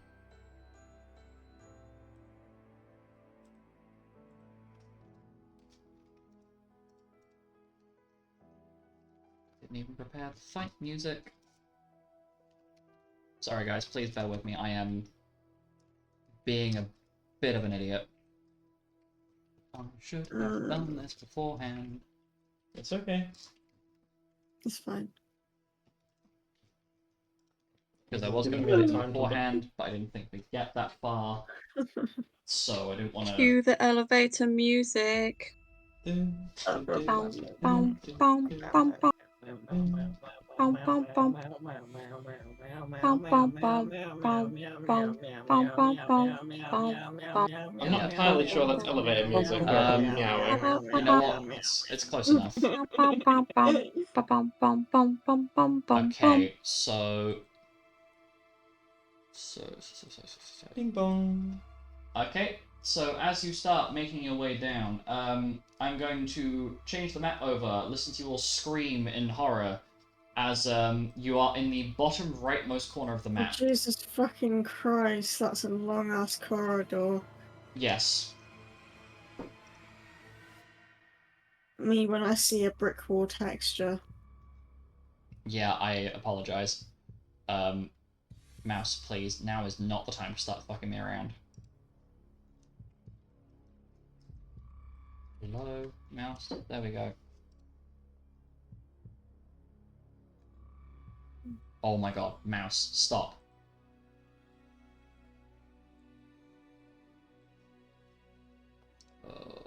Why is this Why are you choosing to lag now? You're like the most powerful machine I could have potentially purchased, and you are choosing... Because it's Chrome, not your PC.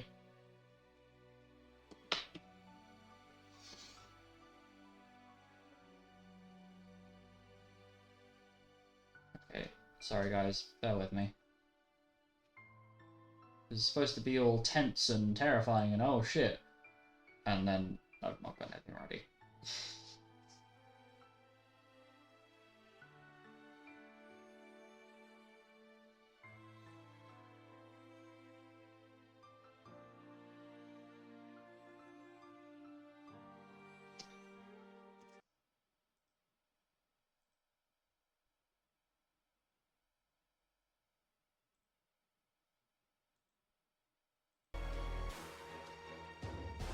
There we go.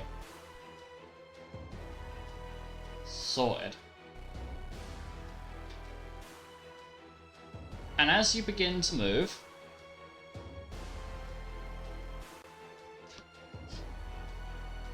oh, this is making me giggle because I just looked at what's in the wall behind you proceeds to start moving.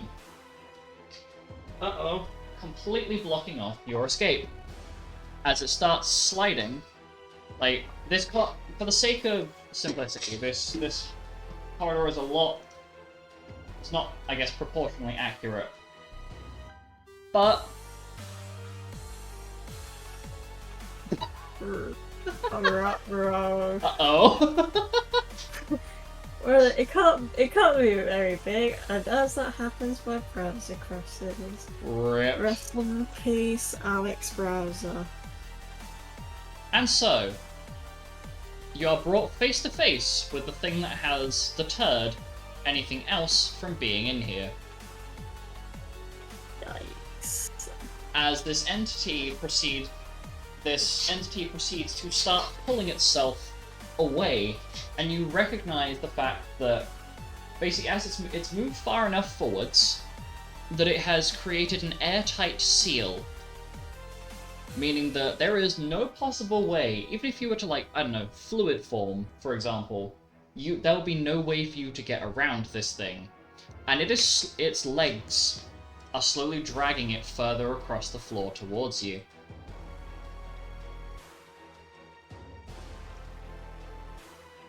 Oh god.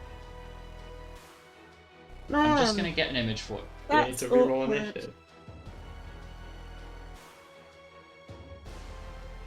I don't know, would you guys like to reroll initiative? I too much. That you do or you don't? I would rather keep what we have. Understandable. We'll go with what we have then. Play. That is currently what's approaching you, by the way, in the chat. Really? Yeah. Yeah. Oh my.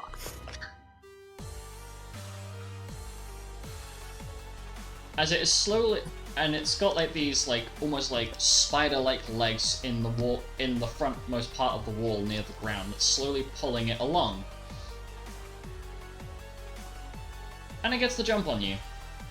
As nobody was expecting this motherfucker to start crawling its way out of the wall. And it is going to use its first action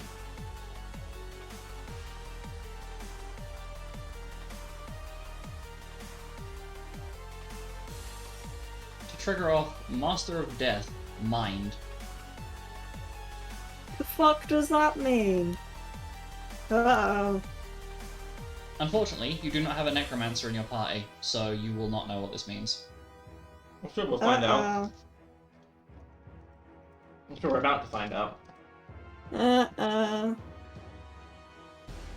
Uh-oh.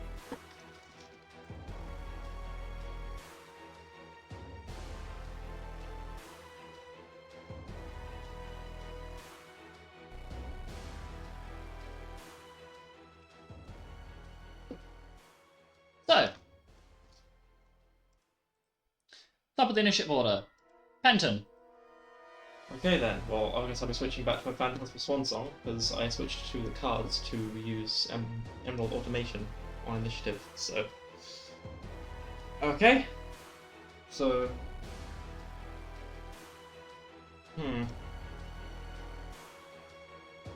So just a question, you all can see properly, right?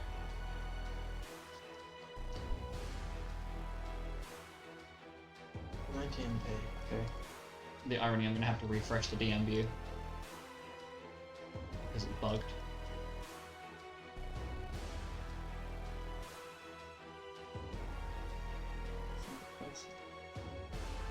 Okay, so we're trying something. Mm-hmm. Switching back to Phantasmal Swan Song, I want to make a duplicate of me appear. Mm-hmm. And in doing so, I want to dual cast with myself. Twin cast with myself, sorry. And to combine the effects, I want to twin cast Bravery and Mod together. So you want to basically apply bravery to everybody here. Yes. Okay.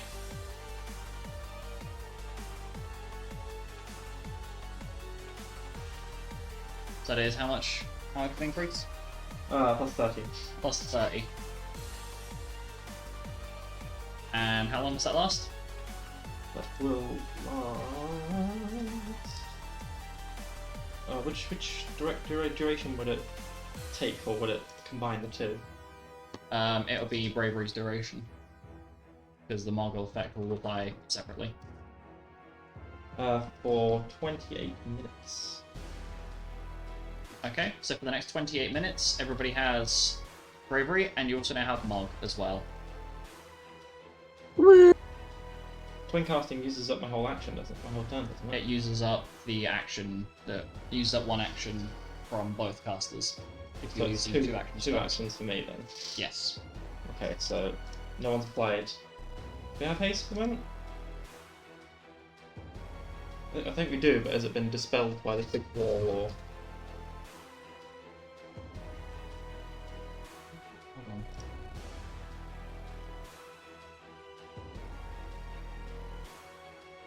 I should have fixed it. If you were able to see through things, but I should have fixed it. What I just did. I can only see one giant, really long corridor. Yeah, I know. Because that was I had a problem with my view. So if you guys had that problem as well, but if you don't, then that's fine. It's all good. Okay, so Bravery and Mark have been applied to everybody. Use my bonus action to activate Lucky Streak, and I'm not sure how many actions I have left. Used. How many actions do we have? We have. You do not have Haster anymore. Not anymore. Okay, so I only have 3. So the last thing I'm going to do is can't use it for the round action. Fuck.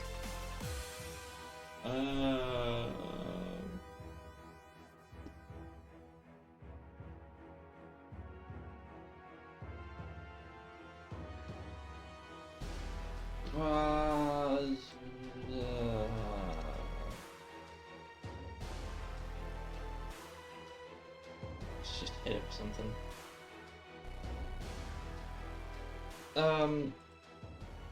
Yeah, sure, why not? We'll use shades. Okay. And what are you using with Shades? Just to make this quick. Ultimate end. Okay. 13d10 plus critical modifier.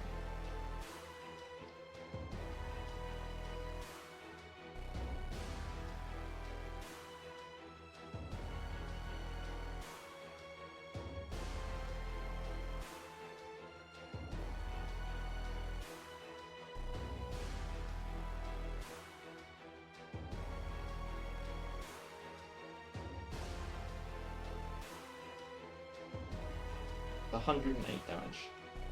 What was your roll to hit? Not ultimate spell, I don't think. Ultimate End. Yes. 8th level summoner spell, yes? Yes. Yeah, that's a roll to hit. Okay, It just doesn't stay on attack. the thing. Should do. 13d10 plus your charisma modifier damage, yeah? Yep. Yes, it's a roll to hit. Okay. So that would be. Oh right, you guys can't see its health bar. Maybe I should do that. Can you see its health bar now? Yes, you can. That's I think I should go looking to the right. So how much damage do you do total? That's 82 to hit. 82 to hit, that hits. How much damage? Is 108. 108. Okay, damage been applied.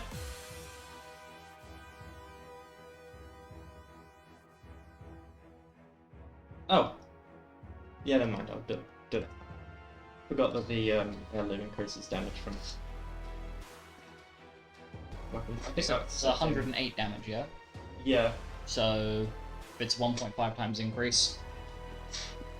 If you want to apply that, you can, but it doesn't matter if it don't want to. Yes, I want to apply that.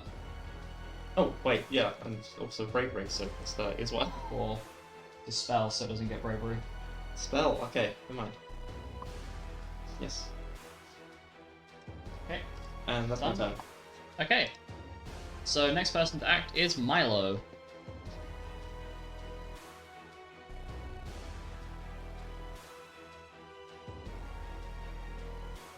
Alright, Penton, are you moving away before I Right, move along. Are you using any of your movement speed? I can move up a little bit. How long is this corridor? Very. It's quite. Yes. On a scale of 1 to long, I'd say that's quite. I can make a joke here, but I'm not going to for the sake of being a mature adult. I don't know how far it's going to move, so I'm going to move a little bit forward. Okay. Right. In that case then, Milo is next in the initiative order.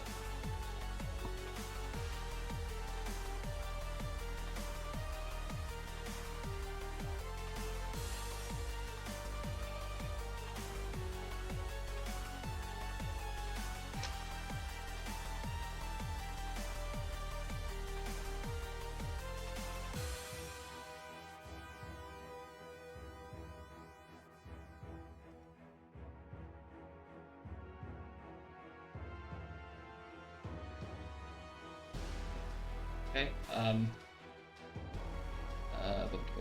guess I'll just slide over Carl and come back in a minute. Brain cells, please.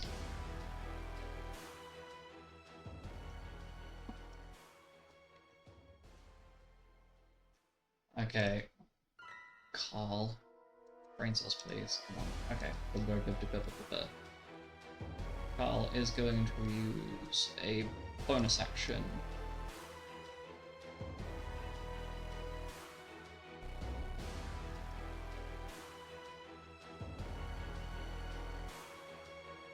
Yeah, Carl's going to use a bonus action to set up 2 auras. I'm sorry, it's going to be an obnoxiously fucking large bubble.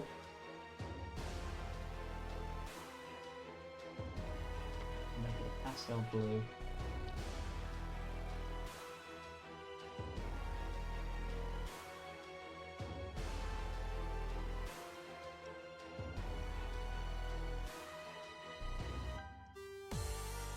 Everything's in baby blue in 3, 2, now.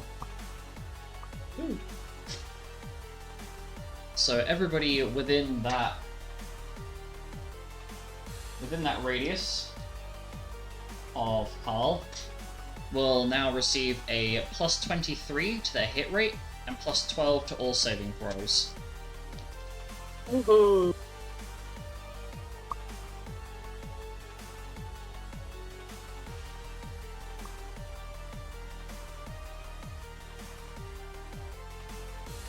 Bonus action. Was that plus 23, you said? Yes, plus 23 to hit and plus 12 to all saving throws.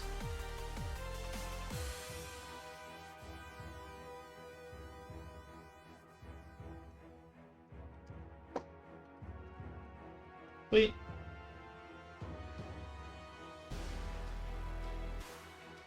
I'm gonna guess this wall doesn't look particularly friendly. No, not at all. Not making any noise. Hmm? Is it making any noise? Is it snarling? Yes. Is it swearing at us in its native tongue? It sounds like a horrific amalgamation of hundreds of different demonic voices. And it's like, its body is like rippling. Ooh. Like, it's completely made of stone, but its body is rippling like waves of flesh. I suppose none of these many demonic voices want to be reasoned with. No, they all look very intent on killing you. Ah. Carl is then going to follow this up by using 2 runes. Watch me not have enough MP for this. No, he has enough. He's going to activate Pandoran's Scythe, one of the Dark Knight Bloodline runes, meaning that for the next 17 rounds he has plus 30 to hit and negates any evasion percentage that his targets may have. And essentially he can now inflict a curse on targets that he hits with his weapon. So Pandoran Scythe, he's then also going to activate Soul of the Great Devil. 2 actions. Where is it? Oh.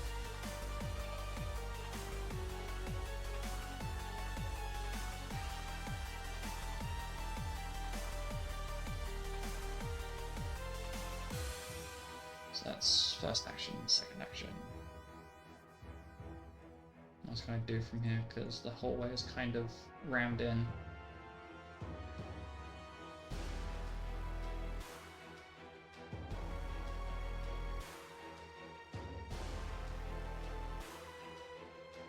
He is then going to screech, not literally.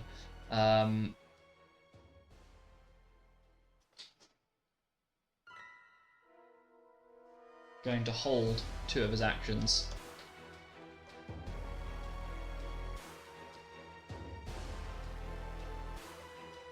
And that is the end of his turn.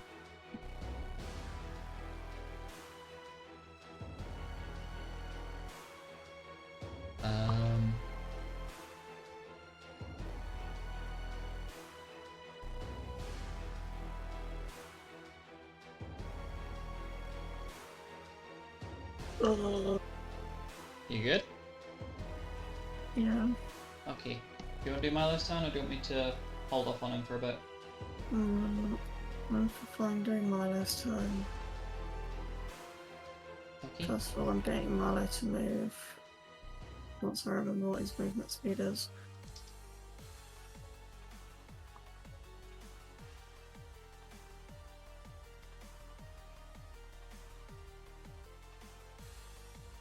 Okay.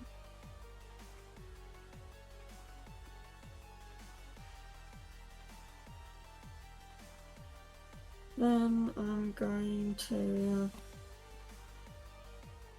for my first action, use Soul of the Greater Devil.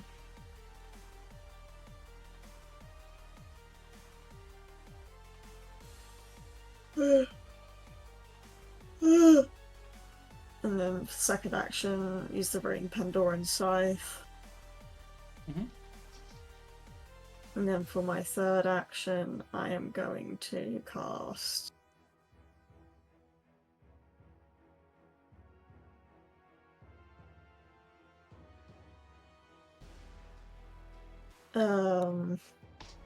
Mikwari Ni myself. Okay.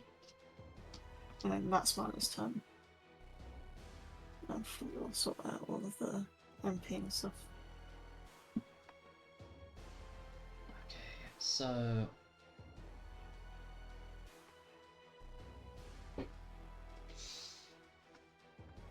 Nolan.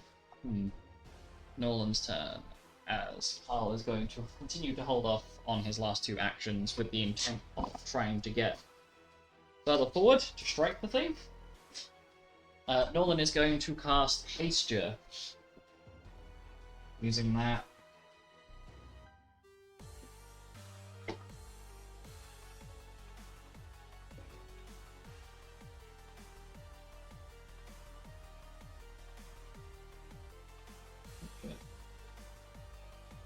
Casting that twice, once on. So that basic casting it twice so everybody has it. That's 18 MP. Bear with as I proceed to apply this to everything.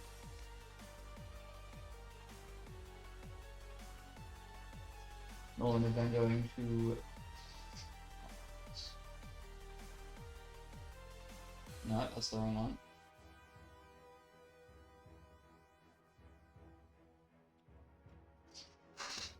Nolan is then going to move over towards where Milo is.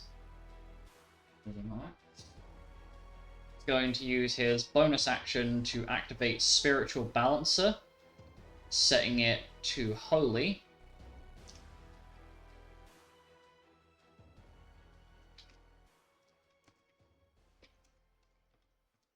And is then going to make use of Projected Soul and make an attack with his Warfan. Rolling a 101 to hit, not crit.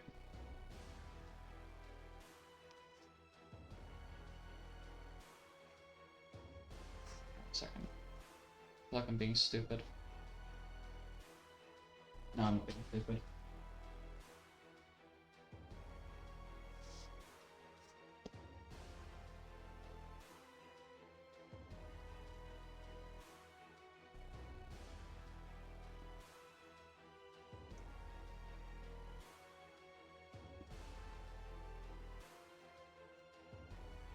and he strikes a weakness as it appears that this entity is vulnerable.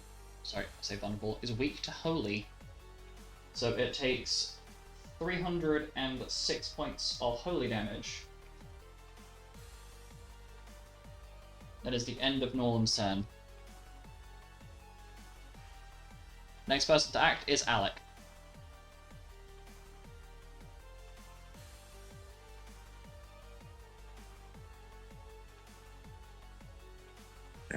Hello. Sorry, my Touch ID is not working on my phone. You said Alec, right? Yes. Cool. Alec is going to let's start by throwing out. We have Hasture. You do in fact have Hasture. Where is the Imperil Ra? Imperil Ra. There it is. Yeah. 1d6. Come on. 6. Come on. 4. Okay. So 1, 2, 3, 4.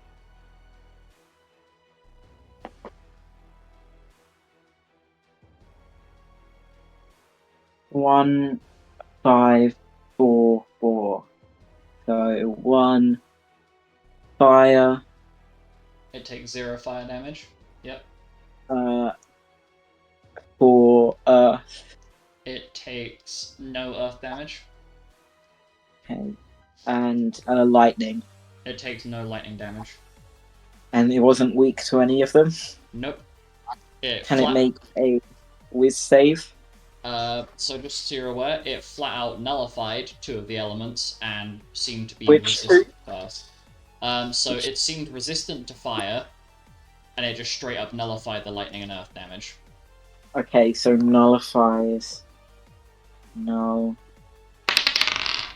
And it rolled a 114?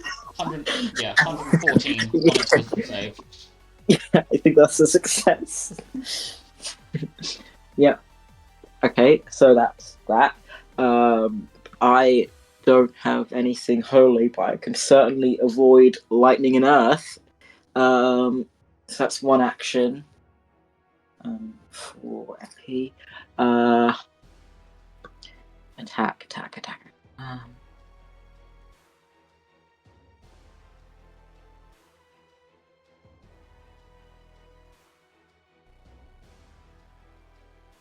It probably is not. It's probably not going to be very weak to shadow if it's weak to holy. So I'm not going to try that. Let's try blood 2. Okay. That is a roll to hit. What is the roll to hit? Let's find out. I'm going to use the green one. It was evil last session. Let's see if it's evil today. Let's see if it's learnt its lesson. Yeah. It's still evil. Okay, so that's. Oh, I have. Am I in the Carl bubble? I think so. Yes, the Carl bubble is literally... The blue one? It's so large that it reaches halfway down the hallway. Okay. So that's. I get plus 23. Yes. 4 plus 23 plus my bonus for it's an 8th level spell bonus 59. 86 to hit. That hits. 86 hits. Cool. Beep spells flood 2. 30 48 plus 20. Roll 34 d8 plus 24. Beep. 155 water damage. It takes 155 points of water damage. It does. Okay, so no water resist. Okay, that was my second action. The other two is I'm just gonna considering that works. Wait, is that more than Ultima does? I think that's more than Ultima does. Oh, 100%. 20d12. Yeah, that is more than Ultima does. So I'm just gonna dual cast Flood 2. May I remind you, respectfully, that the Carmina crit bubble is still a thing. If you want What to risk is- moving closer to it. What is the Carmina crit bubble? This little yellow bubble underneath Rosemary. So you could pop yourself there or next to K if you want to benefit from the crit bubble. I don't see a yellow bubble. Do you not see a yellow bubble? No. I don't see a yellow bubble. You don't see a yellow bubble? Ooh. No. What does it do?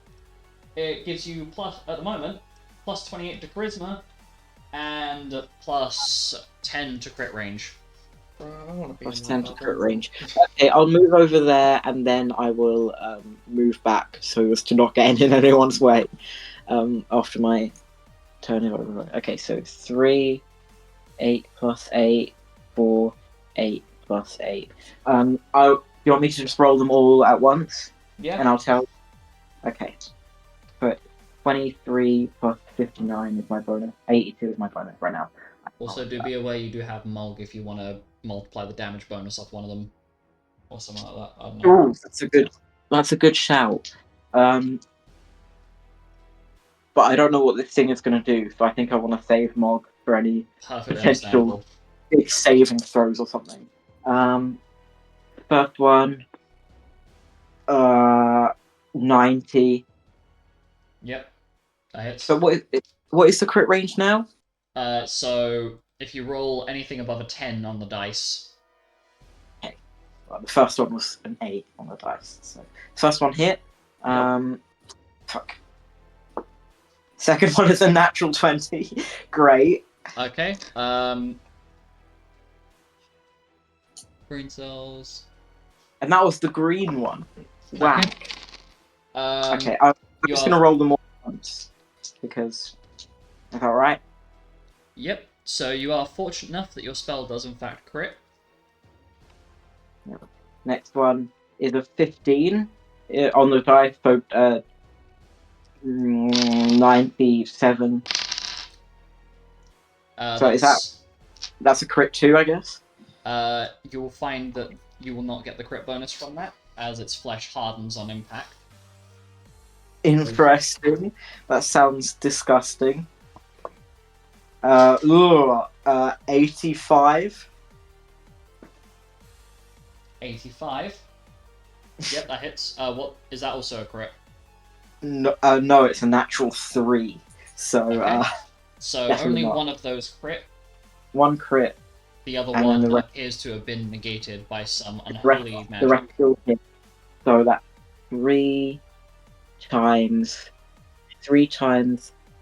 34 d8 plus 24, and then another, and then the crit is double, so that's 5 times that. 4.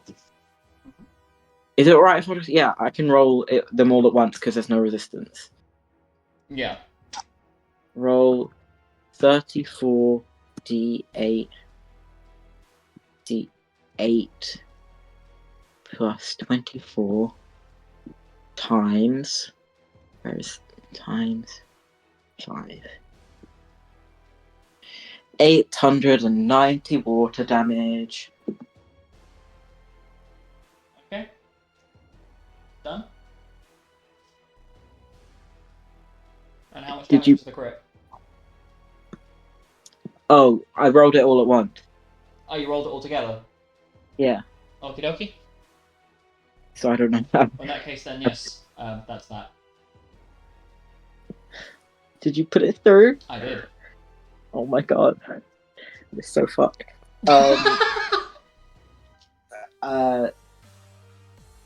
Bonus action time mode, I guess. and then I'll use the rest of my movement to get away from this thing. Okay. And I'll pop myself up to next to in between Penton and Aurolus. Oh, Okay. don't worry, guys. We've made a dent. About a pixel. But we've made a dent.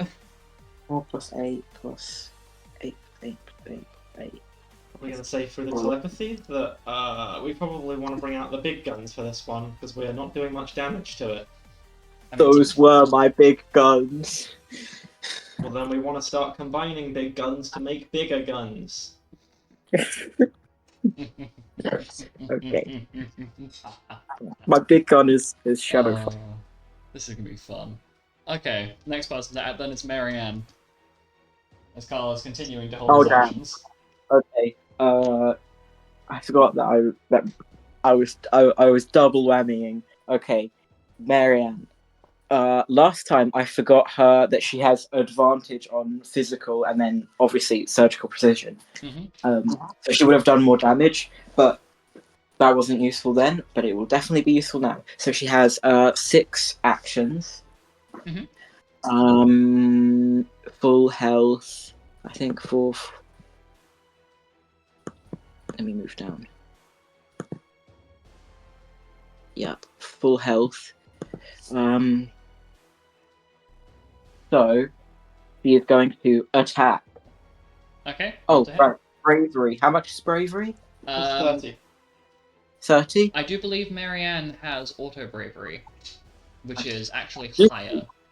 Is that in my? It should be, yes. Is it factored into my damage modifier? No. No. So How let much me is take it? a look. Guest party, Marianne. It is plus 50. Plus 50. Yes. Okay, plus 50. Because it's the bigger bonus, it will override Penton's one. That is excellent. So plus 50 from that, and then plus the 78 plus 50 plus 77 plus surgical precision is like 20 something d6. Surgical precision 2066, yeah, plus 2060. Sorry, I'm doing this now. I have. So then I'd roll with advantage. One of them a natural 20. So do I get to crit? Ooh. Oh, it's 106 to hit. Yeah, that hits, and also that does crit. Yippee! Oh wait, it's a natural 20. Can I cannot decapitate it. Wow. Oh, The creature instead takes an extra 68 slashing damage. Yes. Plus 68. And also, my HP is full. All damage modifiers are doubled. So all that is doubled. The Fuck, modifiers, this is yes, so not much the math. dice. This is so much math. Sorry, I know. I'm gonna. This No, is why it's the new not you. sheet I'm coding it. And then all that is multiplied by 5 because of my crit. Okay. 50 plus 77 times 2 is 250 more. Okay. I've got something. Yep. 7d8 plus. Oh, wait, brackets. 7d8 plus 254 plus 26d6 plus 68 times 5. Holy shit. 2085 slashing damage on my first. How much damage resistance does your weapon ignore? I think right now, because I'm on Sword Oath, I have 10. Okay, so that'll be.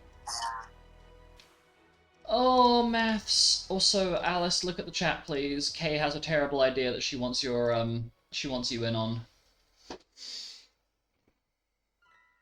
So.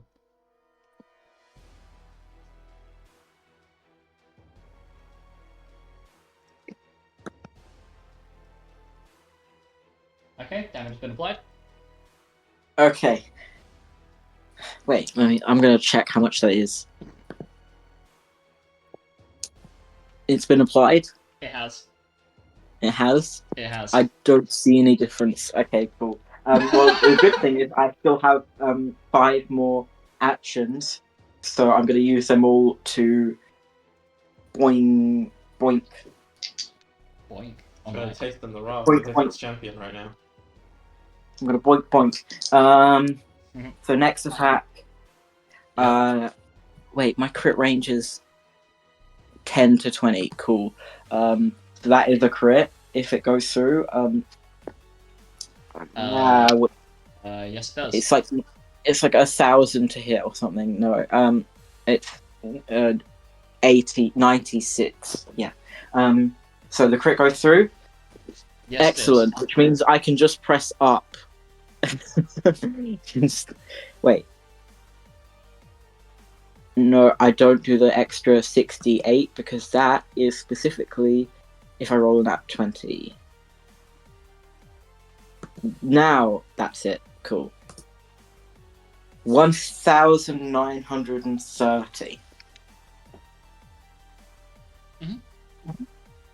That's. Can I ask how much damage that actually did? The 1,000. It does 1,899. Yeah, that's fine. That's not enough for me to switch types. Oh, actually, I just fucking realized something. I'm stupid. I have a thing. I can change my thing to spells. Where is? Sure, that's a bonus action. Epic. Olytra. Cool. Center point. Anyone else who wants that? Karina, Luna, potentially. Let's do center point here because that gets me, and I think like everyone. Yeah. Yeah. So there, 30 feet. You get one attack. That's holy, I think. Yep, holy. Yeah, instead of physical damage. So that. Yeah. So that's everybody that isn't. What was the center point? Sorry, just for my brain's sake. Right. On Rosemary's arse here. There's 20 feet of range. I thought it was 30, isn't it? Is it 20 or 30? I'm not Olytra, 30 feet. Yeah. 30 feet. Everybody that isn't Milo or Northern now has Olytra. And I will use that for a potential crit. That's 99 to hit. That hits. And does it crit? Yes. Excellent. I don't know. Do I need to keep asking that? Yes, Like, you do. I do. There is the- secret rolls happening behind the scenes. Yes, there is a percentile chance that your crit is negated. So. Okay, this is all holy damage. Okay. I will make sure to put on my notes that you have burnt your Olytra off. Yep. 1,900 exactly holy. So 3,800 damage total. Yes. Oh, it's moved. Bar has moved. Oh my god, I think it did. I can see the little space between its full health and. Oh my god. Okay, that was my third action. Next one. Oh, a 2 and a 3. Ooh. Blah. I'm crying, shitting. Wait, but hang on a minute. You're in the Carmina bubble. You're in the Carmina bubble. Wait, I'm in the Carmina bubble. Yes, Marian's in the Carmina bubble. Again, extra how much? +10 to crit. So all of my rolls Should are have crit. crit. Yes. Oh. Okay. Okay, it's My fine. 3 is a crit.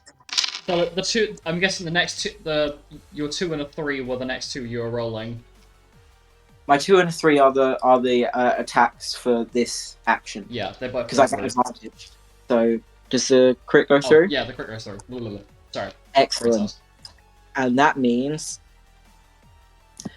19, 15 slashing. That's 4th, 5th. Brain cells. Hang on. Actually, no. Carry on what you're doing. I'm more hanging on myself. Okay. Got it. 5th is also a crit Yep. because everything's a crit actually. Because Marianne just wonks. I can't stop critting. It's just so good. Bonk, Mhm. bonk, bonk. So the crit goes through. No, it does not. This is so sad. I removed the ×5. As from the- Marianne swings her sword down, it hits the wall, but it almost like you can feel the impact like vibrate through your arm, completely obliterating your capacity to double down on it. I do a measly 350. That is the 5th, and finally, last one. That is also a crit. Good.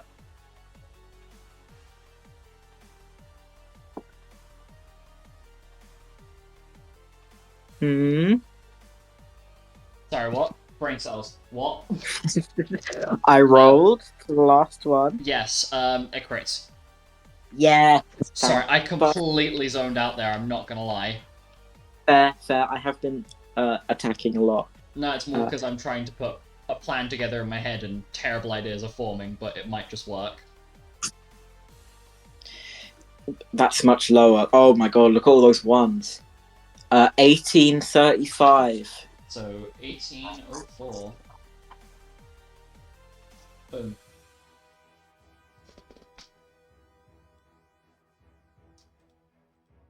I'm trying not to kill Alice, I promise. If you kill me, I will be big angry. Don't worry, No, you won't. You'll be big dead. That is both of my turns. That is my Alec turn and my Marianne turn. Okay. Farewell. So, now Alice.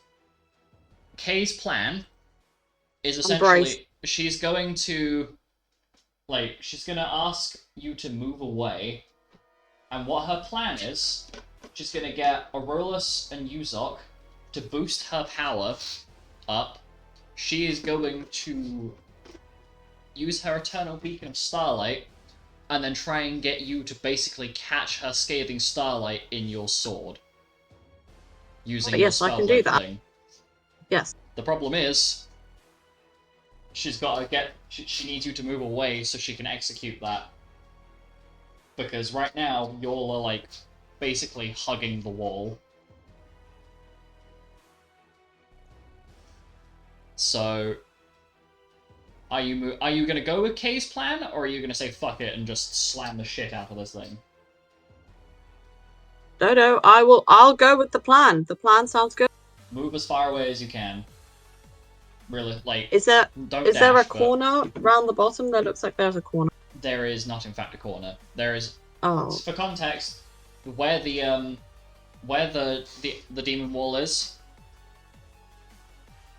right now, you can't get around it.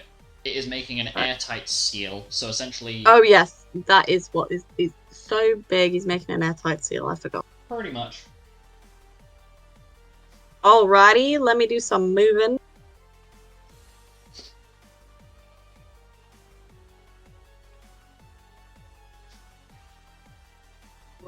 Roll 20 just bug. That's all. It's frozen. Nope. refresh. Okay. Have I moved? I think I have. I'm trying to see who you are. I'm being blind. You have not moved. How far were you Let trying me to move? Oh wait, no. I think you've moved. refresh. No, you've moved. You've moved. Don't worry. Okay, because Roll20 is really slow for some reason. Do you need me to move further away? Kay's gonna say a little further, yeah. Okay. Like, maybe like 10 feet behind Milo. Level of far. Oh. There we go. Okay. And, are you going to Spell Magnet to try and catch the spell? Absolutely. Okay, so that is going to end your turn. But you are in... I'm going to put Spell Magnet next to my notes on Alice. Okay, so... I'm going to do a little bit of jumping around here. So bear with me. As I'm going to leap immediately to Uzok, who's in on this plan. Who's going to move away. He's going to use his first action to cast Geo Amplify on himself. That's... Oh, I hope I've done my maths right. 7 EMP for that. And is going to... Oh my god. My fucking... Why is this lagging so hard? Never mind.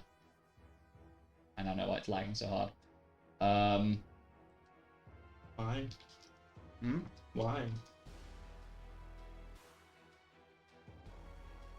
Because it's trying to run a whole bunch of different shit at once. And it's failing.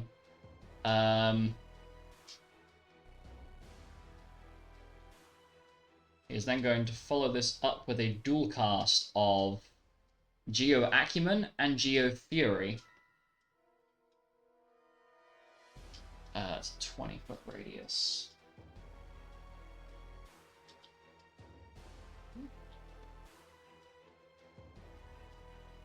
So...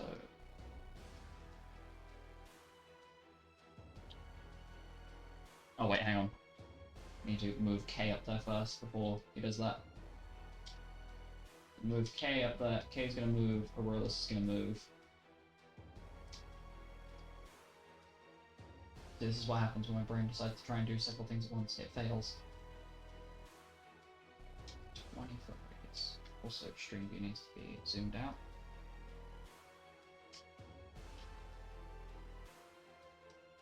Oh my god, Roll20 is not appreciating the size. It cannot handle the magnitude of girth of this map. No, Oh, okay. So it wasn't my laptop lagging, it was Roll20 actually lagging. Yeah, because the map is just that dummy thick. This is my own fault. I was trying to move and my laptop was screaming at me. I was like, It's because when I was trying to get this to work, it just would not. it was not happy. Big sad.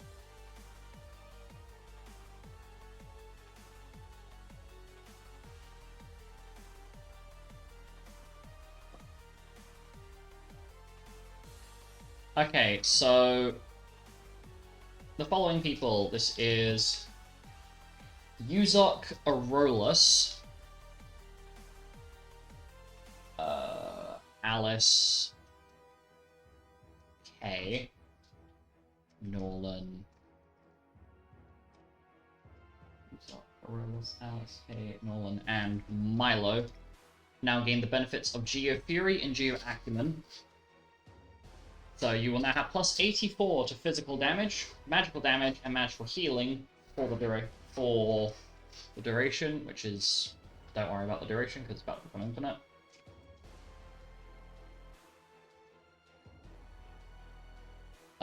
So that's 1 action, 2 action, 3rd action.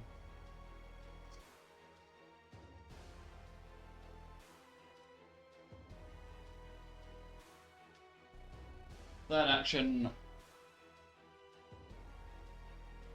Uzok is going to trigger another Bloodline rune, casting Valfernian Blessing. So...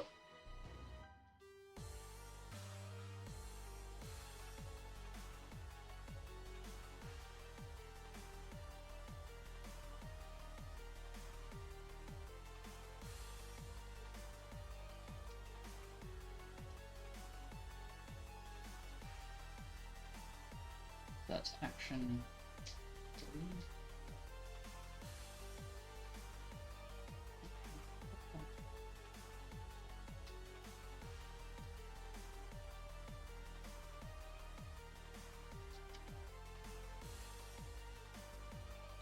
And then with his last act, he's going to use a little bit of movement to go here, and then use his last 2 actions to cast Auto Raise on himself, Alice, Aurelus, and Kay. So, minus 28 MP. So, oh my god, my notes right now are terrifying.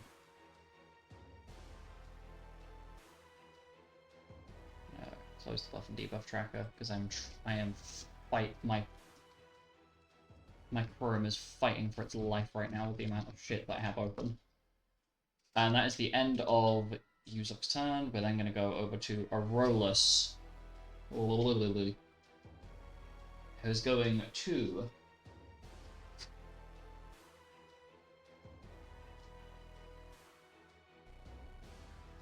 cast Amethyst Emboldenment on A.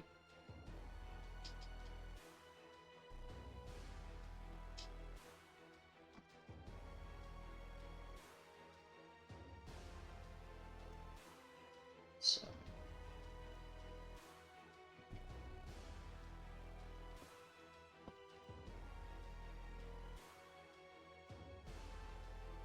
Oh god, this is so much brain selling that I'm having to do right now.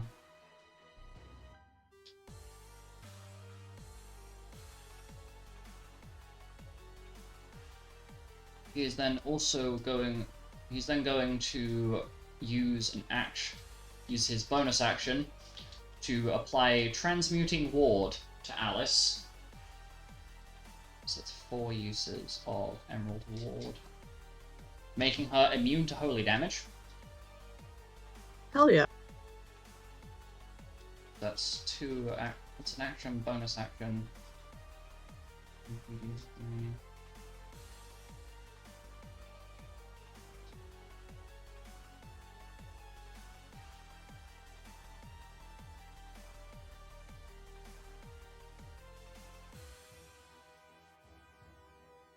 Then going to cast Amethyst Emboldenment on Luna. So you now have plus 92 to physical damage, magical healing. You have Mog, Runic Amp, and you are able to use your limit breaks whilst above 20%. Can you put that in a message? This So is for Luna. Jesus, Luna. I've just got the resistance to holy. Yeah, if you are now immune Epic. to holy. Holy. Immune to holy, even better. Thank you. So whilst Alice is spell magneting, having to be very careful to only use spells that are not gonna fucking trigger off. It's so awkward. What is the biggest range buff that Aurelus has, so I can... What's the biggest fucking radius I can throw out? Come on. So that's 2 actions, 2 actions and a bonus action. Does Moth? Shit. Okay, Aurelus is going to use some of his movement to move away. And is going to... No! Okay, how much further do I have to move down? Don't tell me Pendant's like right where I need to be. Does he need me to move? I'm not using my movement. No! Okay, Aurelus is going to dual cast. Does he have dual casting? Does he have dual casting? Uh-oh. I may have miscounted. Okay, Aurelus is not doing anything apart from buffing this turn. As Aurelus is going to dual cast Moment of Greatness, making everybody's buffs apart from Luna and Marianne's permanent, and is then going to follow that up with with Shelra 4. So everybody's reacquired Mog, and then Shelra 4 has a 20-foot radius. So... Oh my god, guys, I'm so sorry that I am taking fucking forever with this. This plan was genius, and then it wasn't genius. It's okay.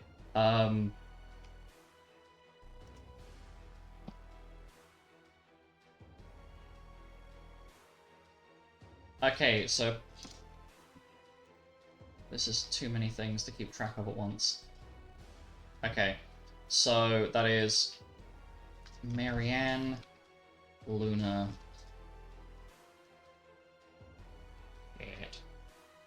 Lupus, you're a boob. Amina... Karina... What the fuck's Prince there? Andromeda's there. Xanis. Oh god, Lupus, why did you think this was a good idea? You fool. Okay, there we go. So, Andromeda, Carl, Xanis, Karina, Carmina, Luna, Marianne, and Rosemary now have +8 to spell saves from Shelra 4, and all of the buffs that are given are permanent. And then Aurelus is going to use the last of his movement to pull back a bit. And that's about as far as it's going to get. Oh, and then final element of this terrible, terrible, awful, god damn awful idea. Okay.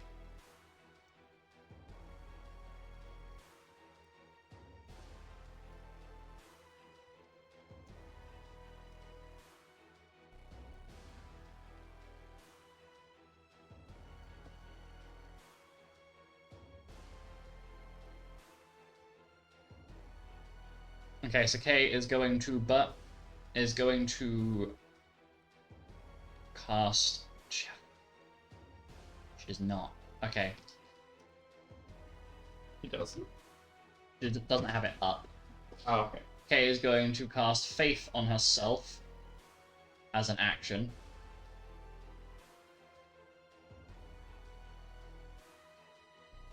So it's +28 to healing.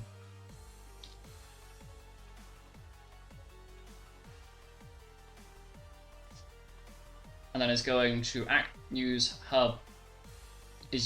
Light Art's Celerity, so that as a bonus action she casts Eternal Beacon of Starlight. So...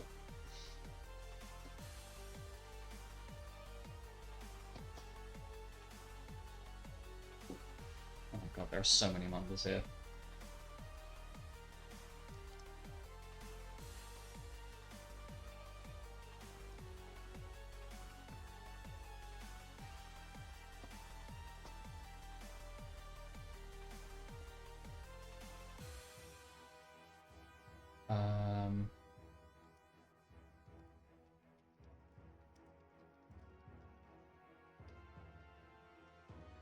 I am going to be so happy when I eventually code all this shit into...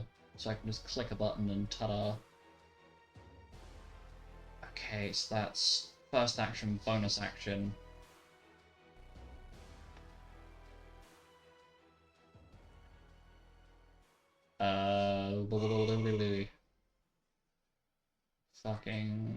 Fuckity. Fuck.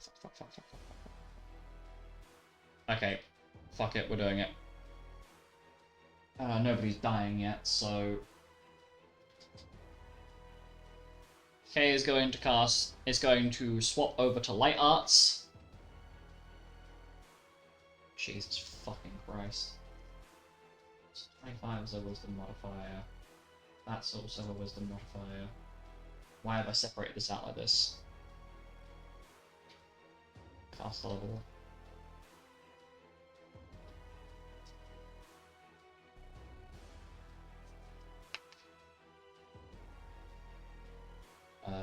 Okay, and then...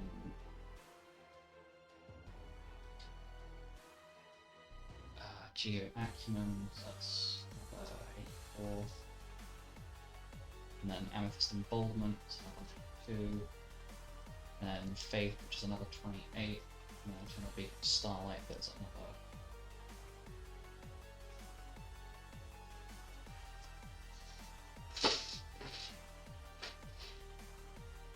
And because she's got that active, doubles healing her modifiers.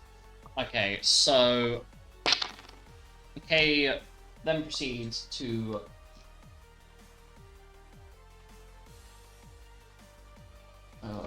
proceeds to explode me internally. Shellra know if that was spell? I've not been keeping track of MP. No, Shellra is. No, it's not Shellra, she was fucking casting Lupus. How are you a DM forgetting your own fucking shit? Okay, so the first thing that Kay does, using fucking action, bonus action. I've lost track of how many actions I've used already. Shit. If they start with an action, fucking. Why do I not put my little tick boxes here? 3. Okay, no, she's second in. She's going to cast Scathing Starlight, which immediately triggers off Alice's spell magnet. So that's what it would have done in theory. So Alice, this is now what you have caught in your weapon. I'm just gonna double check what bits I need to send over to you for that. Okay. But if you've looked at the Roll20 chat, you've just caught a very powerful spell that probably would have nuked you. Oh no, that would have 100% fucking flattened you. Yes, that is basically all of my hit points, yeah.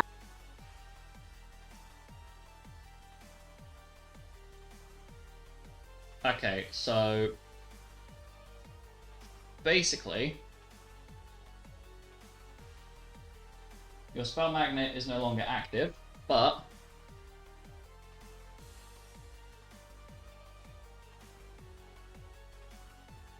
I'm just gonna. Do you want me to put this in the main chat, or do you want me to send this to your ideas? Which one's gonna be easier for you? Put it in the main chat, it's okay.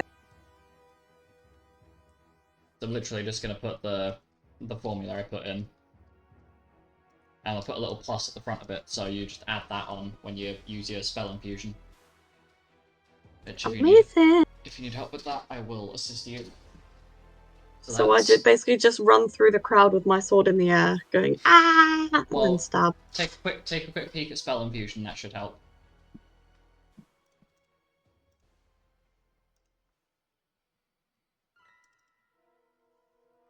Because that's the plan here. Okay, I keep clicking Carmina because the number of things I have open, right? So, but it doesn't have a distance. Because it's applied to your stabby. Yeah. Hello.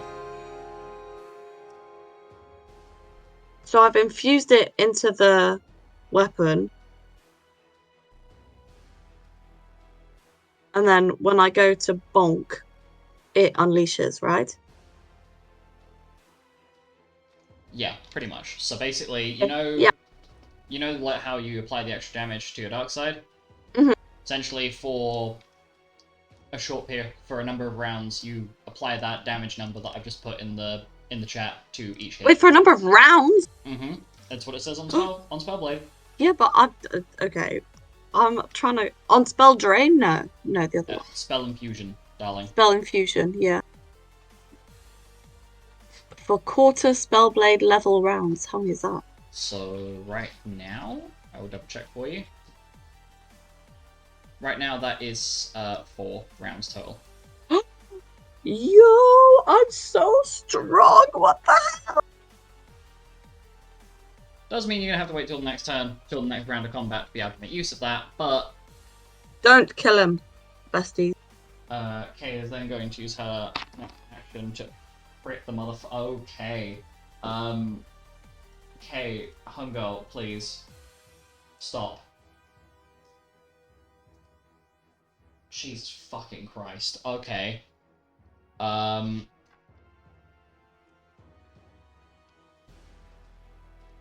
As you watch the spell rocket its way down the fucking hallway, hitting hitting the demon wall. The crit goes through, doing 6,308 points of damage. Fucking hell, girl. And getting cocky, she tries to do the same thing again. Except I rolled a nat 1.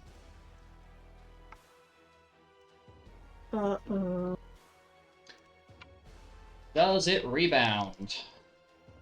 Or does it fall short of somebody else? No, it does not. It just kind of peters out before it gets there. It doesn't peter out, it hits the fucking... It hits the ceiling.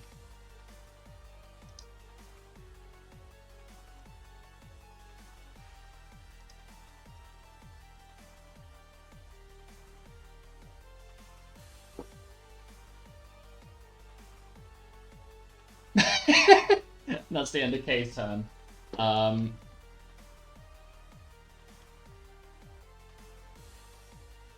Okay. Making a note of that. Next person to act. I'm going to pass this over to Andromeda. Because I have taken up way too much time. Well,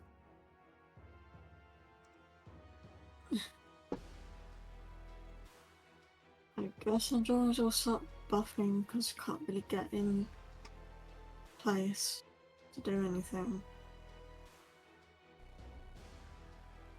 If you want to jump... I don't know what to do with Andromeda. If you want, you can go... You can... I'm just going to skip Andromeda's turn. I don't know what to do with her. Okay. Making my spell actions. Okay,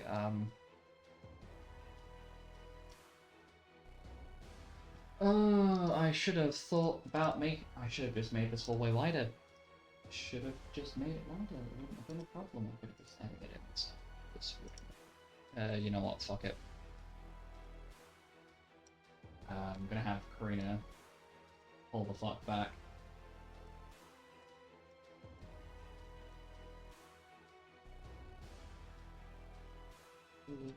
You could have made this so much better. Okay,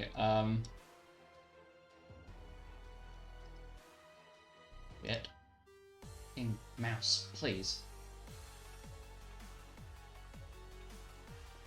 Oh, I'm gonna lose my shit in a minute.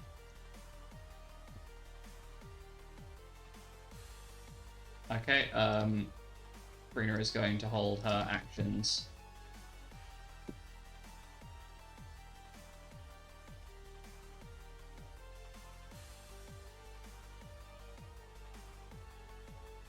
Karina is going to retreat.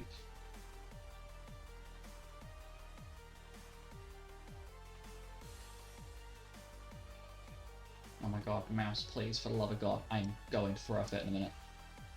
Oh, but it's lagging. Not oh my god. Okay, Chrome. Sure. Gotta love when the whole stream crashes.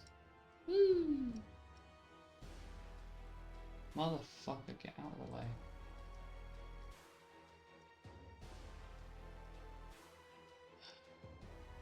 Fucking technical difficulties, my ass. Because hey, for some reason it just decides to start lagging up a fucking storm. Okay, so Kamina's going to use her actions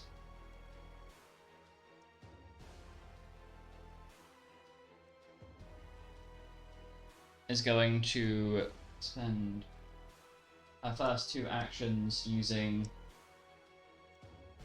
Edward's Harmony and Rallying Crescendo.